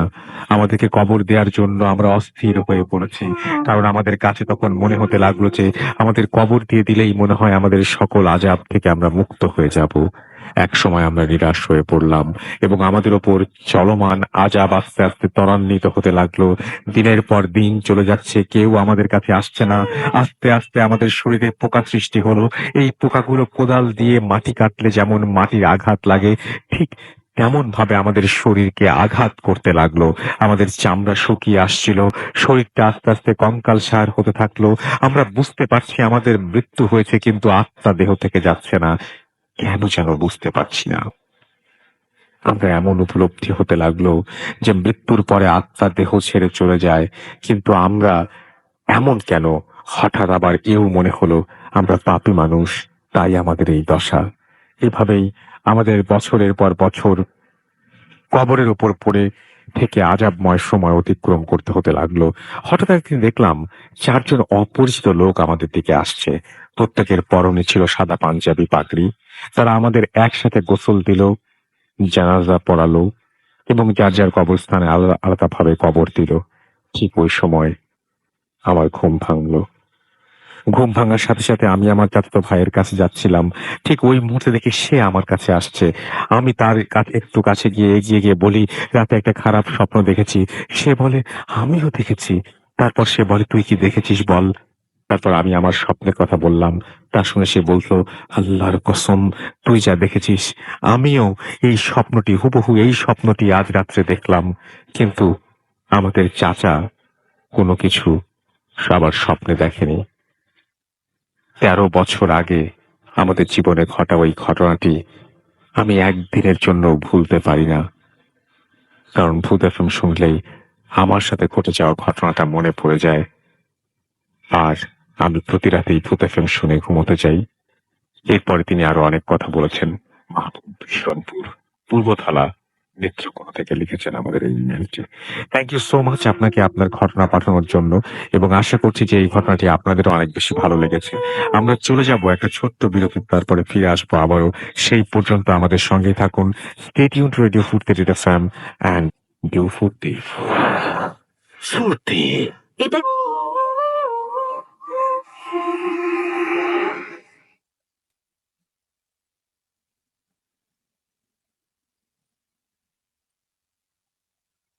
আসসালামাইকুম ভাই, কেমন আছেন? তার আক্স করলাম না, বিকজ আমি জানি আপনি অলওয়েজ ভালো থাকুন, কারণ প্রতি মানুষের ভালোবাসা আপনার সাথে থাকে। সেই প্রতি মানুষের ভিতরে আমি একজন সাধারণ মানুষ। যাই হোক, আমার নাম আবিদুর রহমান আবিদ। আমি ছোট থেকে বয়সে বাড্ডাটি 85। আমার দেশের হচ্ছে নারায়ণগঞ্জ, সোনারগাঁ নারায়ণগঞ্জ। This moment আমি ইতালিতে স্টে করতেছি with my family for that reason আমি আমার স্টোরিটা লাইভ শেয়ার করতে পারতেছি না, তবে আশা আছে একদিন না একদিন আসবে যদি বেঁচে থাকি। আমার যে স্টোরিটা আছে সেটা হচ্ছে একদম রিয়েল স্টোরি। আমি জানি না কারো কাছে ভালো লাগবে নাকি লাগবে না। আমার নানা ছিল ডক্টর, প্রায় এটা 1995 বা 96 দিকে স্টোরিটা। আমার নানা ছিল ডক্টর, এবং তার একটা ফ্রেন্ড ছিল, তিনিও ছিলেন ডক্টর। দুজনে একসাথে পাশ করে বের হওয়ার পর একই হসপিটাল একটা চেম্বার নিয়ে বসে। বাট আমার নানা যখন থেকে ডাক্তারি শুরু করে তখন যে তার ইনকাম অত তাড়াতাড়ি ফার্স্টলি বেশি আর্ন করতে পারে নাই, বাট তার ফ্রেন্ড খুব তাড়াতাড়ি টাকা পয়সা আর্ন করা শুরু করছে, খুব তাড়াতাড়ি ভালো অবস্থায় চলে গিয়েছিল। কিন্তু এরকম করতে করতে প্রায় 5-6 বছর পর আর দেখা গেল যে আমার নানার ফ্রেন্ড ডাক্তারি জবটা ছেড়ে দেয়। তার অবস্থা দিন দিন খারাপ হতে থাকে, খুব শোচনীয় হতে থাকে। তখন আমার নানা তাদের বাসায় গিয়ে দেখতে যায়। দেখতে যাওয়ার পর যেহেতু আমার নানা তার ফ্রেন্ড ছিল, সো আমার নানাকে খুব আপন ভেবে নেয়। আমার নানা তখন আজ করলো, তোর এই অবস্থা কিভাবে হলো? তখন সে বলল যে ভাই, এটা আমি অনেক বড় পাপ করছি, যার ফল আমি আজকে পাইতেছি। তখন আমার নানা আজ করলো কি, আমাকে বল, আমি শুনতেছি। তো ঘটনাটা শুরু এখান থেকে। একদিন ওই ডক্টরের কাছে একজন রিচ ফ্যামিলির মহিলা আসে চিকিৎসা করাতে। সে কিডনি সাইডে পেইন ফিল করে, বাট কোনো প্রবলেম ছিল না তার কিডনিতে। আর সেই ডক্টর একটু লোভী ছিল, তো ফর দ্যাট রিজন সে মিথ্যা কথা বলে কিডনি অপারেশন করিয়ে 2টা কিডনি রেখে দেয়।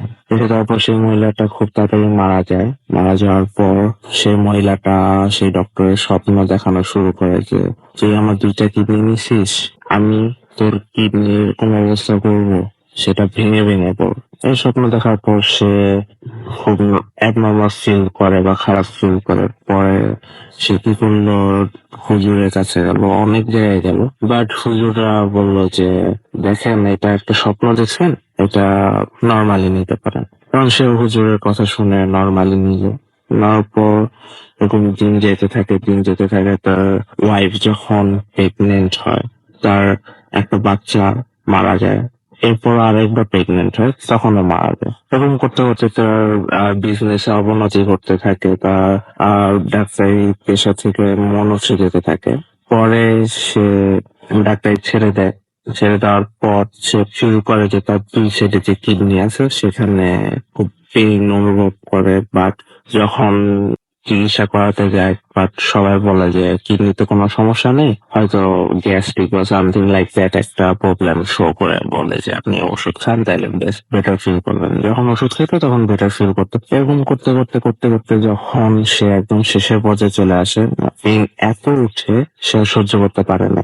পরে যখন এরকম হলো, আমার নানাকে বললো। আমার নানা শোনার পর বললো যে এখন তুই কি করবি বা সামথিং লাইক দ্যাট।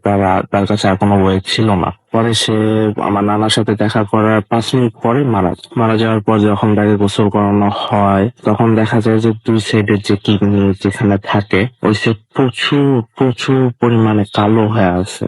এত পরিমাণে কালো যেটা আমার বলে বোঝানো যাবে না।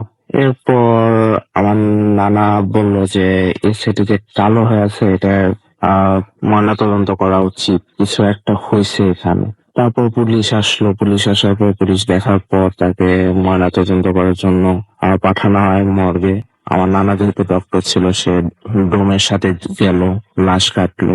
কাটার পর দেখা গেল যে তার 2টা কিডনি পুরা পাথর হয়ে গেছে, পুরাই পাথর। হ্যাঁ, এটা সত্যিকার ঘটনা, আমার নানা নিজ চোখে দেখছে। পুরাই পাথর হয়ে গেছে এবং ধরলেই এটা গুঁড়া গুঁড়া হয়ে যেতেছে। তারপর ডোমরা তাড়াতাড়ি এটা দেখে ভয় পায় বা অ্যাবনর্মাল কিছু ভাবে। পাওয়ার পর তারা তাড়াতাড়ি স্পেশালি লাশের দাফনের ব্যবস্থা করে। এরপর আমার নানা এই ঘটনা দেখার পর আমার নানা আমাকে অলওয়েজ বলতো যে তুই যখনই কিছু করস না কেন, প্লিজ অসৎ এমন কিছু কাজ করবি না যেটা দ্বারা মানুষের ক্ষতি হয় বা মানুষ মারা যেতে পারে। অলওয়েজ অনেস্ট থাকার জন্য বলছে, যাতে আমার নানা এখন পেকে নেই। জানি না ঘটনাটা সবার ভয় লাগবে কিনা, বাট এখানে একটা বিষয় কাজ করে, অলওয়েজ অনেস্ট থাকা উচিত। আর যদি এই গল্পটা বা স্টোরিটা ভালো লাগে, অবশ্যই আমাকে একটু ইনফর্ম করবেন শেয়ার করার সময়। আমি রাসেল ভাই, সব সময় ভালো লাগে, বুঝে ফের দীর্ঘজীবী হোক। আর আশা করি দেখা হবে খুব তাড়াতাড়ি। Mood FM. The night comes alive with Rabbit Thorn.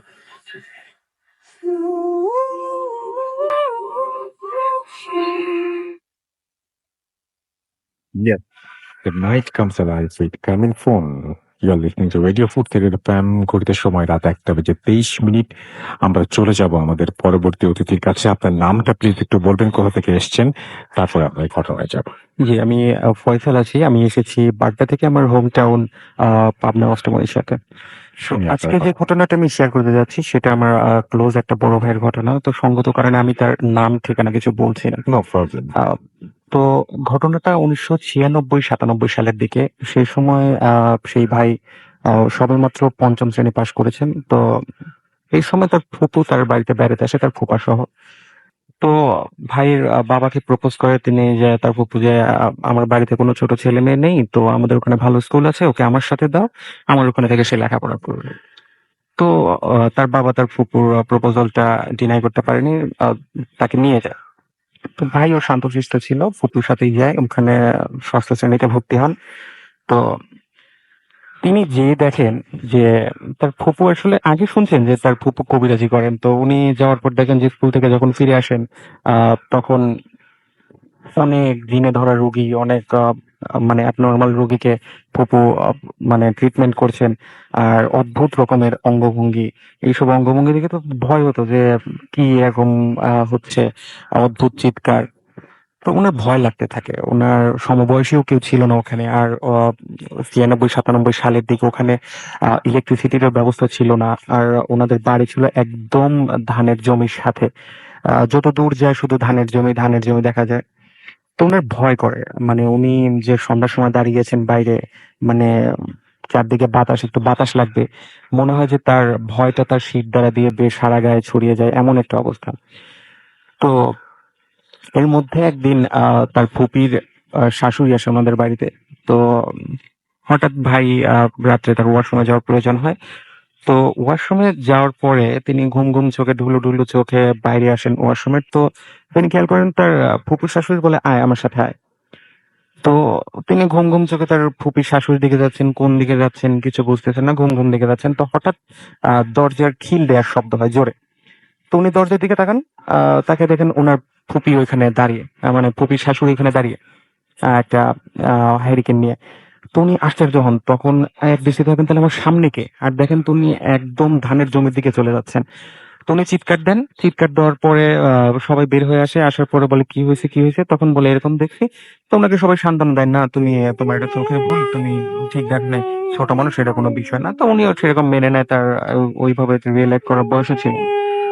তো তিনি যেটা খেয়াল করেন, তিনি বলেন যে মাঝে মাঝে রাত্রে মাঝরাতে তার ঘুম ভেঙে যায়, হঠাৎ করে দুপ করে শব্দ টিনের চালে, বা টিনের চাল যেহেতু জোর জোরে মাটি উপর থেকে পড়ছে, বা শক্ত কোনো ঢিলা দিয়ে ঢেল দিচ্ছে, ওনার রাত্রে ঠিক মতো ঘুম হতো না। উনি সবসময় একটা আতঙ্কে থাকতো, কখন একটা ঢিলা হয়, কখন শব্দ হয়, সবসময় একটা আতঙ্কে থাকতো। তো একদিনের কথা, উনি ঘুমিয়ে আছেন গভীর ঘুমে। তো হঠাৎ মনে হচ্ছে তার ঘুমটা ভেঙে যায়, এবং মনে হচ্ছে তার চোখের সামনে একদম মুখ বরাবর কেউ একটা বড় মুখ করে দাঁড়িয়ে আছে। যেহেতু তার ঘুমে ঘুমে ছিল, চোখটা ভালো করে ক্লিয়ার দেখতে পারে নাই। তো যখন চোখটা ক্লিয়ার করে দেখে যে উনার ফুপা ওনার মুখের সামনে মুখটা রেখে তাকিয়ে আছে। তো উনি যখন একটু স্পষ্ট করে ফুপার মুখের দিকে তাকায়, তখন ওনার ফুপা একদম মানে দুই চোয়ালটা একদম বাঁকিয়ে একটা হাসি দেয়, বিকট একটা হাসি, বিদ্ভুত একটা হাসি, মানে থ্রেট টাইপের এমন একটা হাসি, দাঁত বের করে হাসি দেয়। উনি দেখেই চিৎকার দেয়। তো এর পরে যেটা উনি খেয়াল করে, চিৎকার দেওয়ার পর সবাই উঠে যায়, উঠে যাওয়ার পরে আহ ওনারা সবাই দেখে যে ঘরে মানে সবকিছু এলোমেলো, মনে হচ্ছে বাতাসে সবকিছু এলোমেলো করে দিয়েছে। তো সবাই একটা জিনিস নোটিস করে যে ঘরের যত জানালা ছিল, যেহেতু ঘরটা অনেক বড় ছিল, ঘরের যত জানালা দরজা সবকিছু খোলা, একদম মাঝরাত এবং জ্যোৎস্না রাত, এবং জানালা দিয়ে বাইরে অনেক দূর পর্যন্ত দেখা যাচ্ছে, এবং ঘরে প্রচুর বাতাস ঢুকছে, এবং একটা জানালা নাই যেটা আটকানো, সবগুলা খোলা। তো সবাই ভয় পায়, এটা কিভাবে সম্ভব, দরজা খোলা, জানালা সবগুলা খোলা। তো সবাই বিষয়টা একটু সিরিয়াস ভাবেই নেয়, এবং ওনাকে বুঝাতে থাকে যে তুমি ভয় পাও না, হয়তো আমাদের খেয়াল ছিল না, সবাই খাবার পরে ঘুমিয়ে গেছি, বাতাস লাগার জন্য জানালা খুলে দিয়েছি। তো উনিও সে বিষয়টা মেনে নেয়, কিন্তু উনার ভয় মন থেকে যায় না, এবং এরপরে উনি যেখানেই যান সন্ধ্যার সময়, উনি ঘাড় ঘুরে হালকা পিছনে তাকান, হয়তো আমার এখানে কেউ আছে, হয়তো আমার এখানে কেউ আছে, এরকম একটা তার অঙ্গভঙ্গি। তো তিনি দেখতে পান যখন তিনি মানে মাগরিবের নামাজ পড়ার জন্য অজু করেন, অজু করার সময় কলপাড়ে যান।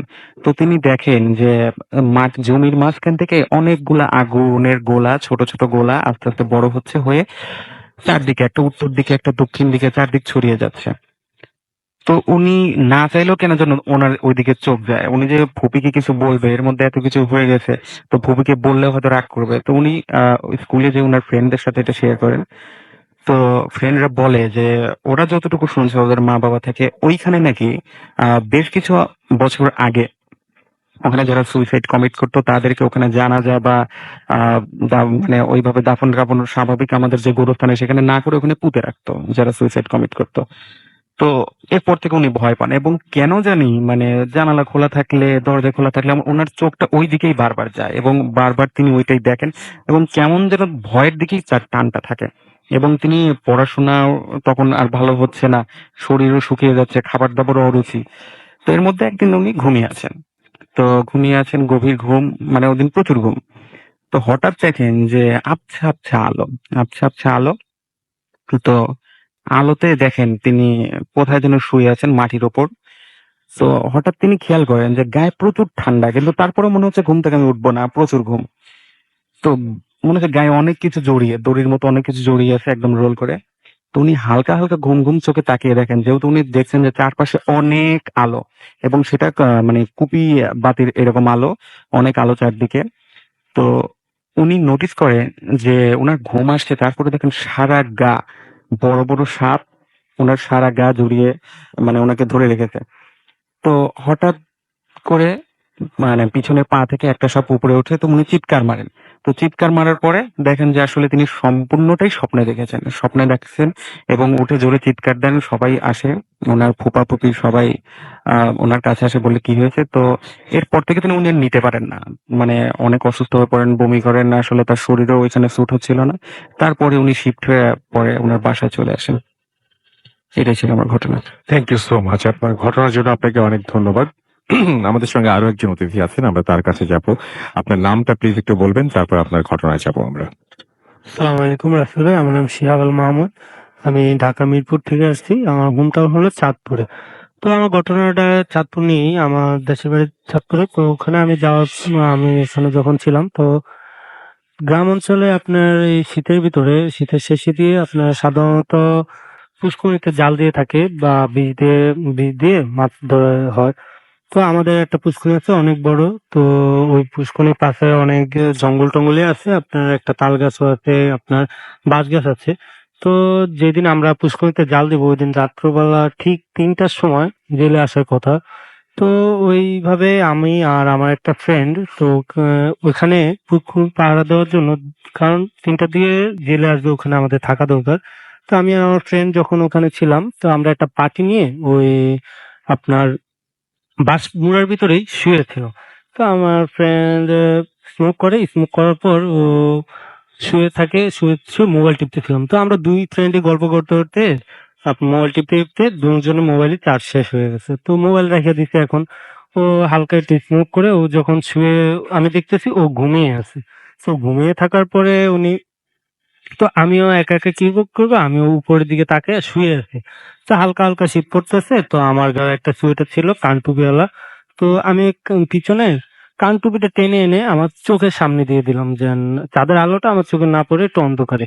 তো জেলে আস্তে আস্তে আরো ২-১ ঘন্টা বাকি আছে, তখন রাত্রে ১টা-১.৫টা বাজে।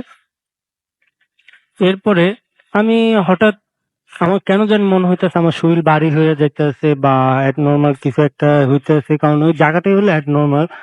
এটা নিয়ে অনেক কাহিনী আছে আমাদের ওখানে অনেকেই জানে এইসব কাহিনী, আমার ফ্যামিলিগত সবাই জানে। তো এখন আমার কেন যেন মনে হইতেছে আমার শরীর অনেক ভারী হয়ে যাইতেছে। তো আমি অতটা করলাম না, ওটা ইগনোর করলাম যে এরকম হয়, হয়তো মনের ভুল, জানি এই জায়গায় এরকম একটা কিছু আছে। তারপরে আমি শুয়ে আছি, একটা সময় অনেক জোরে একটা বাতাস আসলো, বাসে পাতাগুলো ঝরতেছে। তো আমি এখন চোখটা খুললাম, চোখটা খুললে দেখলাম যে আসলে কিছুই নাই। তো আমি আবার ওইটা টান দিয়ে চোখের উপরে দিলাম। তো আমার মনের ভিতরে কিরকম লাগতেছে, আমার কাছে এরকম লাগতেছে কেন। তো আমি একটু সরালাম, সরানোর পর আমি যা দেখলাম তা দেখার জন্য আমি সত্যি তখন প্রস্তুত ছিলাম না। তো দেখলাম যে হালকা ঝাপসা গেল আমার চোখের সামনে দিয়ে। তো ঝাপসা দেওয়ার পরে আমি বললাম, হ্যাঁ, এটাও মনে হয় মেবি আমার মনেরই ভুল হবে। তারপরে যখন আবার ওই চুয়েটার টাইম দিয়ে চোখের সামনে শুয়েছিলাম, তো আবারও এরকম মনে হইতেছে যে না কেউ আমাকে ডাকতেছে, তাকে আমার দেখতেই হবে, এরকম একটা মনের ভিতরে মনে হইতেছে। তো আমি এবার লাস্টবারের মতো যখন শুয়ে দেখলাম যে রাসেল ভাই, আমরা অন্য গ্রহের একটা প্রাণী যদি যখন দেখি তখন আমরা ওটার দিকে অনেক ভালোভাবে তাকাই, যেন এটা কি, এটাকে আবিষ্কার করতে হবে, নিজের মতো করে আবিষ্কার করতে হবে। তো ও এইভাবে আমার দিকে তাকিয়েছিল যে ও আমাকে আবিষ্কার করতেছে আমি কি বা আমি কে, ওরকম তাকিয়েছিল। তো আমি যখন ওর চোখের দিকে তাকালাম, এখন আমাদের দুজনের চোখ এক হয়ে গেল। এক হওয়ার পর ওর চোখগুলি সাধারণত লাল লাইট যখন ডিম করে জ্বলে একবার আবার নিবে ওরকম করতেছিল। তো এটা চায়ের মতো বোঝা যাইতেছে, বাট চোখগুলি স্পষ্ট বোঝা যাইতেছে। তো এই সময় আমার যে হাতে যখন টর্চ লাইট ছিল, তো টর্চ লাইটটা জ্বালাইতেছি, টর্চ লাইট জ্বলতেছে না, আমি টর্চ লাইট এটা দেখবো আসলে এটা কি। তো টর্চ লাইট জ্বালাইতেছি, টর্চ লাইট জ্বলতেছে না। তো আমার ফ্রেন্ড যে স্মোক করছে, তো ও সাইডে ম্যাচ লাইটটা রেখে দিছে। তো আমার ম্যাচ লাইটটা ফার্স্ট যখন ধরাইতে গেছি মিস্টেক হয়েছে, সেকেন্ড মিস্টেক, থার্ড বার যখন ম্যাচ লাইটটা ধরাইছি তো পুষ্করিতে এমন জোরে একটা আওয়াজ হলো, মনে হচ্ছিল যে পুষ্করির পানিগুলি সমুদ্রের ঢেউয়ের মতো পাড়ে এসে বাড়ি খেতে চাপাট চাপাট। তো আমার ফ্রেন্ড ওই আওয়াজে ঘুম ভেঙে উঠে গেল। তো ও বললো, কি হয়েছে তোর? তা আমি বললাম যে কিছু হয় নাই, তুই শো। কারণ আমি যদি ওরে বলতাম যে না, আসলে এরকম কিছু একটা হয়েছে, তো ও আমাকে রেখে চলে আসতো। তা আমি আর ওকে কিছু বলিনি। তো তারপরে জেলে এসলো, জাল দিল, মাছ ধরলো, বাট কোনো মাছ টাছ কিছুই পাই নাই, শুধু কিছু সাপ পাইছে আর কিছু গুঁড়া মাছ পাওয়ার পরে। তো ওই দিন সকাল থেকেই আমার এরকম জ্বর, টানা 1 সপ্তাহ জ্বর ছিল। তো জ্বরের ভিতরে জ্বর খাওয়ার পর থেকে আমার সাথে, ওই পর থেকেই আমার সাথে অ্যাবনর্মাল কিছু না কিছু হইতেছে। যদিও আমি মাছের বাজারে যাই, তার ওই দিন রাত্রে আমি খারাপ কিছু না কিছু স্বপ্নে দেখবো, বা তারপরে আমি টানা 2-3 মাস মাছের তরকারি দিয়েও ভাত খেতে পারতাম না, বমি বমি ভাব আসতো। তারপর কবিরাজ থেকে তাবিজ নেওয়ার পরে আমি এখন একটু সুস্থ আছি। এই ছিল আমার ঘটনা আসলে। Thank you. ধন্যবাদ আপনাকে আপনার ঘটনার জন্য। আমরা ছোট্ট একটা বিরতিতে যাব, তবে তার আগে আপনারা যারা লিখছেন তাদের কিছু কমেন্ট আমরা পড়ে ফেলতে চাই। শাকির ইসলাম, সামিউল আমাদের সাথে আছেন, এমডি তানভীর আমাদের সাথে আছেন, এবং আমাদের সাথে আছেন দেখতে পাচ্ছি তাসমিয়া তোহা, রউফ ইসলাম আমাদের সঙ্গে রাজশাহী থেকে শুনছেন, এমডি আকিব আহমেদ আমাদের সঙ্গে আছেন, আজকের কাহিনীগুলো বেশ ভালো লিখেছেন। আমাদের সঙ্গে আছেন অরিন শিকদার, এবং আমাদের সঙ্গে আছেন দেখতে পাচ্ছি এছাড়াও অচিন দেশের রাজকুমার, সন্দীপ বিশ্বাস আমাদের সঙ্গে আছেন, আমাদের সঙ্গে শবনম আক্তার, লাস্ট স্টোরিটা তার কাছে ভালো লেগেছে। আমাদের সঙ্গে আছেন ইয়াসিন সরফরাজ শাফিন, এবং তিনি লিখেছেন জমে উঠেছে ভূত এফএম। আমাদের সঙ্গে এই মুহূর্তে আরো অনেকেই আছেন। আমাদের যে রেডিও ফুর্তির পেজ সেখানেও আছেন আপনারা, এবং আমাদের যে ভূত এফএম পেজ সেখানেও আছেন। আমি দুটো পেজের অ্যাড্রেস আরো একবার বলে দিচ্ছি। ভূত এফএম @radiofurti.fm এটা হচ্ছে আমাদের ইমেল অ্যাড্রেস, আর আমাদের পেজের অ্যাড্রেস হচ্ছে www.facebook.com/bhutfm.russell and www.facebook.com/radio.furti। এই দুটো পেজে গিয়ে কিন্তু আপনি কমেন্ট করতে পারেন, লাইক দিতে পারেন, আমাদের পোস্ট শেয়ার দিতে পারেন। আরিফ ইসলাম আমাদের সঙ্গে আছেন, শিশির সিক্ত মন আমাদের সঙ্গে আছেন, আফ্রিদি আপন আমাদের সঙ্গে আছেন, আমাদের সঙ্গে আছেন দেখতে পাচ্ছি এছাড়াও সাইমন, আমাদের সীমান্ত আছেন আমাদের সঙ্গে আছেন এছাড়াও দেখতে পাচ্ছি আমাদের সঙ্গে এই মুহূর্তে আরো অনেকেই আছেন, এবং আমাদের সঙ্গে রেডিও ফুর্তি যে পেজটা সেই পেজেও অনেকে আছেন। তাদের মধ্যে আজ রাজ মোশাররফ আমাদের সঙ্গে আছেন, তাসলিম আমাদের সঙ্গে আছেন, সাইদুল ইসলাম আলামিন আমাদের সঙ্গে আছেন, ভয় লাগছে তার কাছে সেটা তিনি লিখেছেন, আনিকা ইসলাম আমাদের সঙ্গে আছেন, এবং আমাদের সঙ্গে আছেন দেখতে পাচ্ছি এমডি রুদ্র আহমেদ, আমাদের সঙ্গে আছেন জেমস দিদার, এছাড়া আমাদের সঙ্গে শুভ দত্ত সৌরভ আছেন, লাইট বন্ধ করে শুনছেন তিনি, আমাদের সঙ্গে আছেন আতিক, এছাড়াও আছেন আমাদের সঙ্গে প্রান্ত কর্মকার কুমিল্লা থেকে, আমাদের সঙ্গে আছেন দেখতে পাচ্ছি মোহাম্মদ মারুফ শরীফ সহ আরো অনেকে। তো যাই হোক, আমরা একটা ছোট্ট বিরতি যাব, এবং বিরতির পরে আবারও ফিরে আসবো আপনাদের কাছে। সেই পর্যন্ত আমাদের সঙ্গেই থাকুন। Stay tuned for Radio Food the Fam and peace.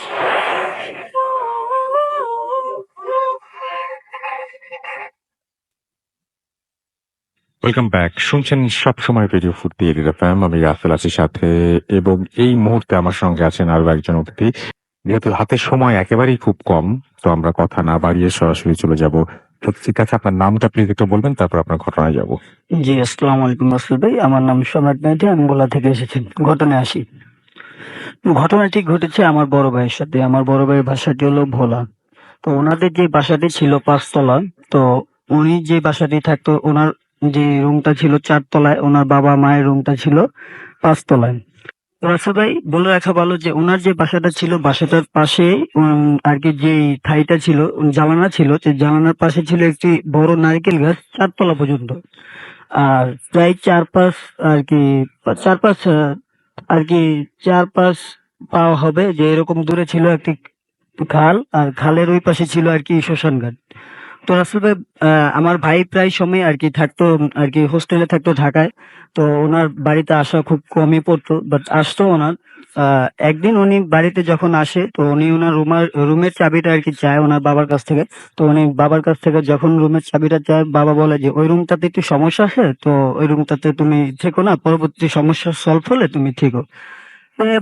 বললো যে না বাবা, আমি আমার রুমে থাকবো, তুমি জাস্ট রুমের চাবিটা দাও। বলে কি না, একটু সমস্যা আছে। তো উনি ওনার বাবার সাথে জিদ করার পর চাবিটা নেয়। নিয়ে উনি ওনার রুমেই থাকে।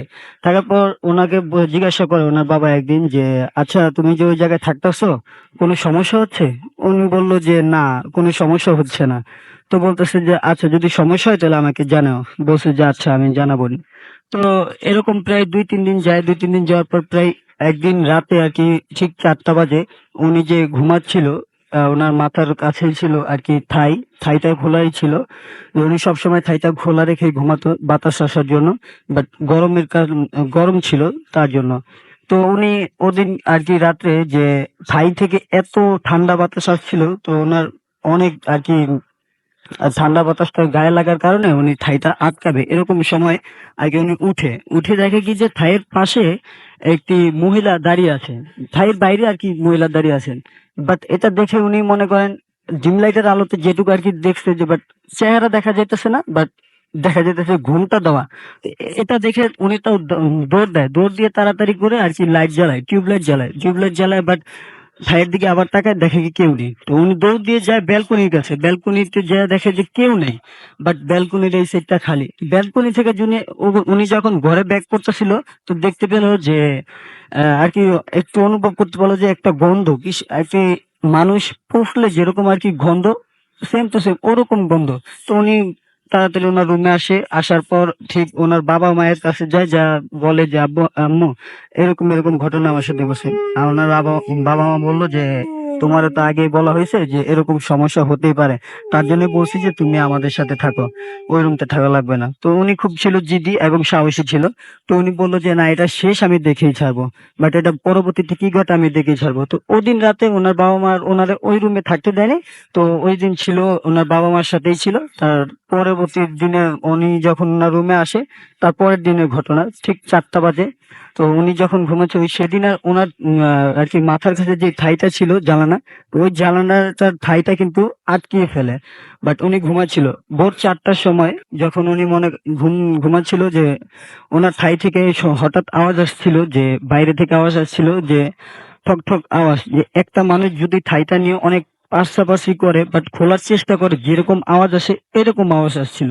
তো উনি আওয়াজটা পেয়ে ঘুম থেকে ওঠার পরে ওনার ডিম লাইটের আলোতে দেখলো যে বাইরে থেকে কি যেন থাইটা খোলার চেষ্টা করছে। উনি টিউব লাইটটা জ্বালানোর পরে দেখে যে কে, দেখলো যে এক পর্যায়ে অনেক চেষ্টা করার পর থাইটা হঠাৎ খুলে ফেলার পরে দেখলো যে 2টা হাত আর কি থাইয়ের যে গ্রিল ছিল গ্রিলের উপরে রাখা ছিল 2টা হাত, বাট বডি টডি কিছু দেখা যাচ্ছে না। 2টা হাত যে এরকম অবস্থায় ছিল যে বীজ আর কি বলার মতো না, যে হাত 2টা পোড়া এবং মাংসগুলো ক্ষয়ে পড়ছে এরকম অবস্থায়। এগুলা দেখে আমার ভাই আর কি এটা নিতে পারে নাই।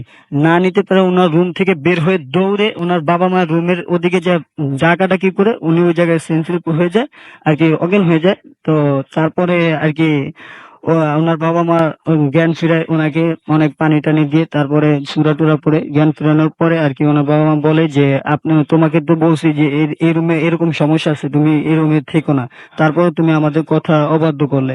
তো এরকম করার পর তারপরের দিন ওনার বাবা বললো যে যত সব কাহিনী এই নারকেল গাছটা নিয়ে, তো আজকে এই নারকেল গাছটা আমি কেটে ফেলবো। তো বাট নারকেল গাছটা ওনার বাবা কেটে ফেলার পর সমস্যাটা কমার তো দূরের কথা, আরো সমস্যা বাড়তে থাকে। যেরকম কেউ রাস্তা দিয়ে হেঁটে গেলে বাইরে থেকে দেখা যাচ্ছে যে জানলা দিয়ে পানি গায়ে ছোড়া হচ্ছে, বাট যদি কমপ্লেন নিয়ে উপরে উঠতো ওই ঘরে কোনো জ্বালানি থাকতো না, জ্বালানি নেই, মানুষ চলে যেত। আবার ওই বাসায় যদি কোনো ভাড়াটিয়া উঠতো, ভাড়াটিয়া থাকতো না, ভাড়াটিয়া 1 দিন বা 2 দিন থেকে পরের দিন চলে যেত। বাট এরকম অনেক ঘটনা ঘটতেছিল তার সাথে। তো ওনারা ওই জায়গায় না টিকতে পেরে যে ওই বাসাটা আর কি অটোমেটিকলি বন্ধ করে দেয়, বন্ধ করে দেওয়ার পরে ওই জায়গায় আর থাকে না, ওনারা অন্য জায়গায় শিফট হয়। তো আজ থেকে ওনাদের সাথে এরকম আর কোনো ঘটনা ঘটে না। তো এই ছিল আমার ঘটনা। থ্যাংক ইউ সো মাচ আপনার ঘটনার জন্য। আপনাকে অনেক ধন্যবাদ এবং আমাদের সঙ্গে যারা এতক্ষণ পর্যন্ত ছিলেন তাদেরকে অনেক ধন্যবাদ। আমরা আরো একবার জানিয়ে দিচ্ছি যে আমরা সারা সপ্তাহ জুড়েই আমরা আমাদের যে সমস্ত আপনারা কমেন্ট গুলো করেন সেই কমেন্ট গুলো আমরা সারা সপ্তাহ জুড়েই পড়ি এবং আপনাদের সাথে কমিউনিকেট করার চেষ্টা করি। সুতরাং আজকে যেহেতু সময় নেই, কমেন্ট পড়তে পারছি না, বাট আপনাদের মানে এই মুহূর্তে অন এয়ারে পড়তে পারছি না, বাট আপনাদের কমেন্ট গুলো থাকলো আমাদের কাছে। প্লিজ একটু লিখবেন কোন ঘটনা ভালো লেগেছে, প্লিজ একটু জানাবেন কোন ঘটনা ভালো লাগেনি সেটাও, এবং প্লিজ একটু জানাবেন যে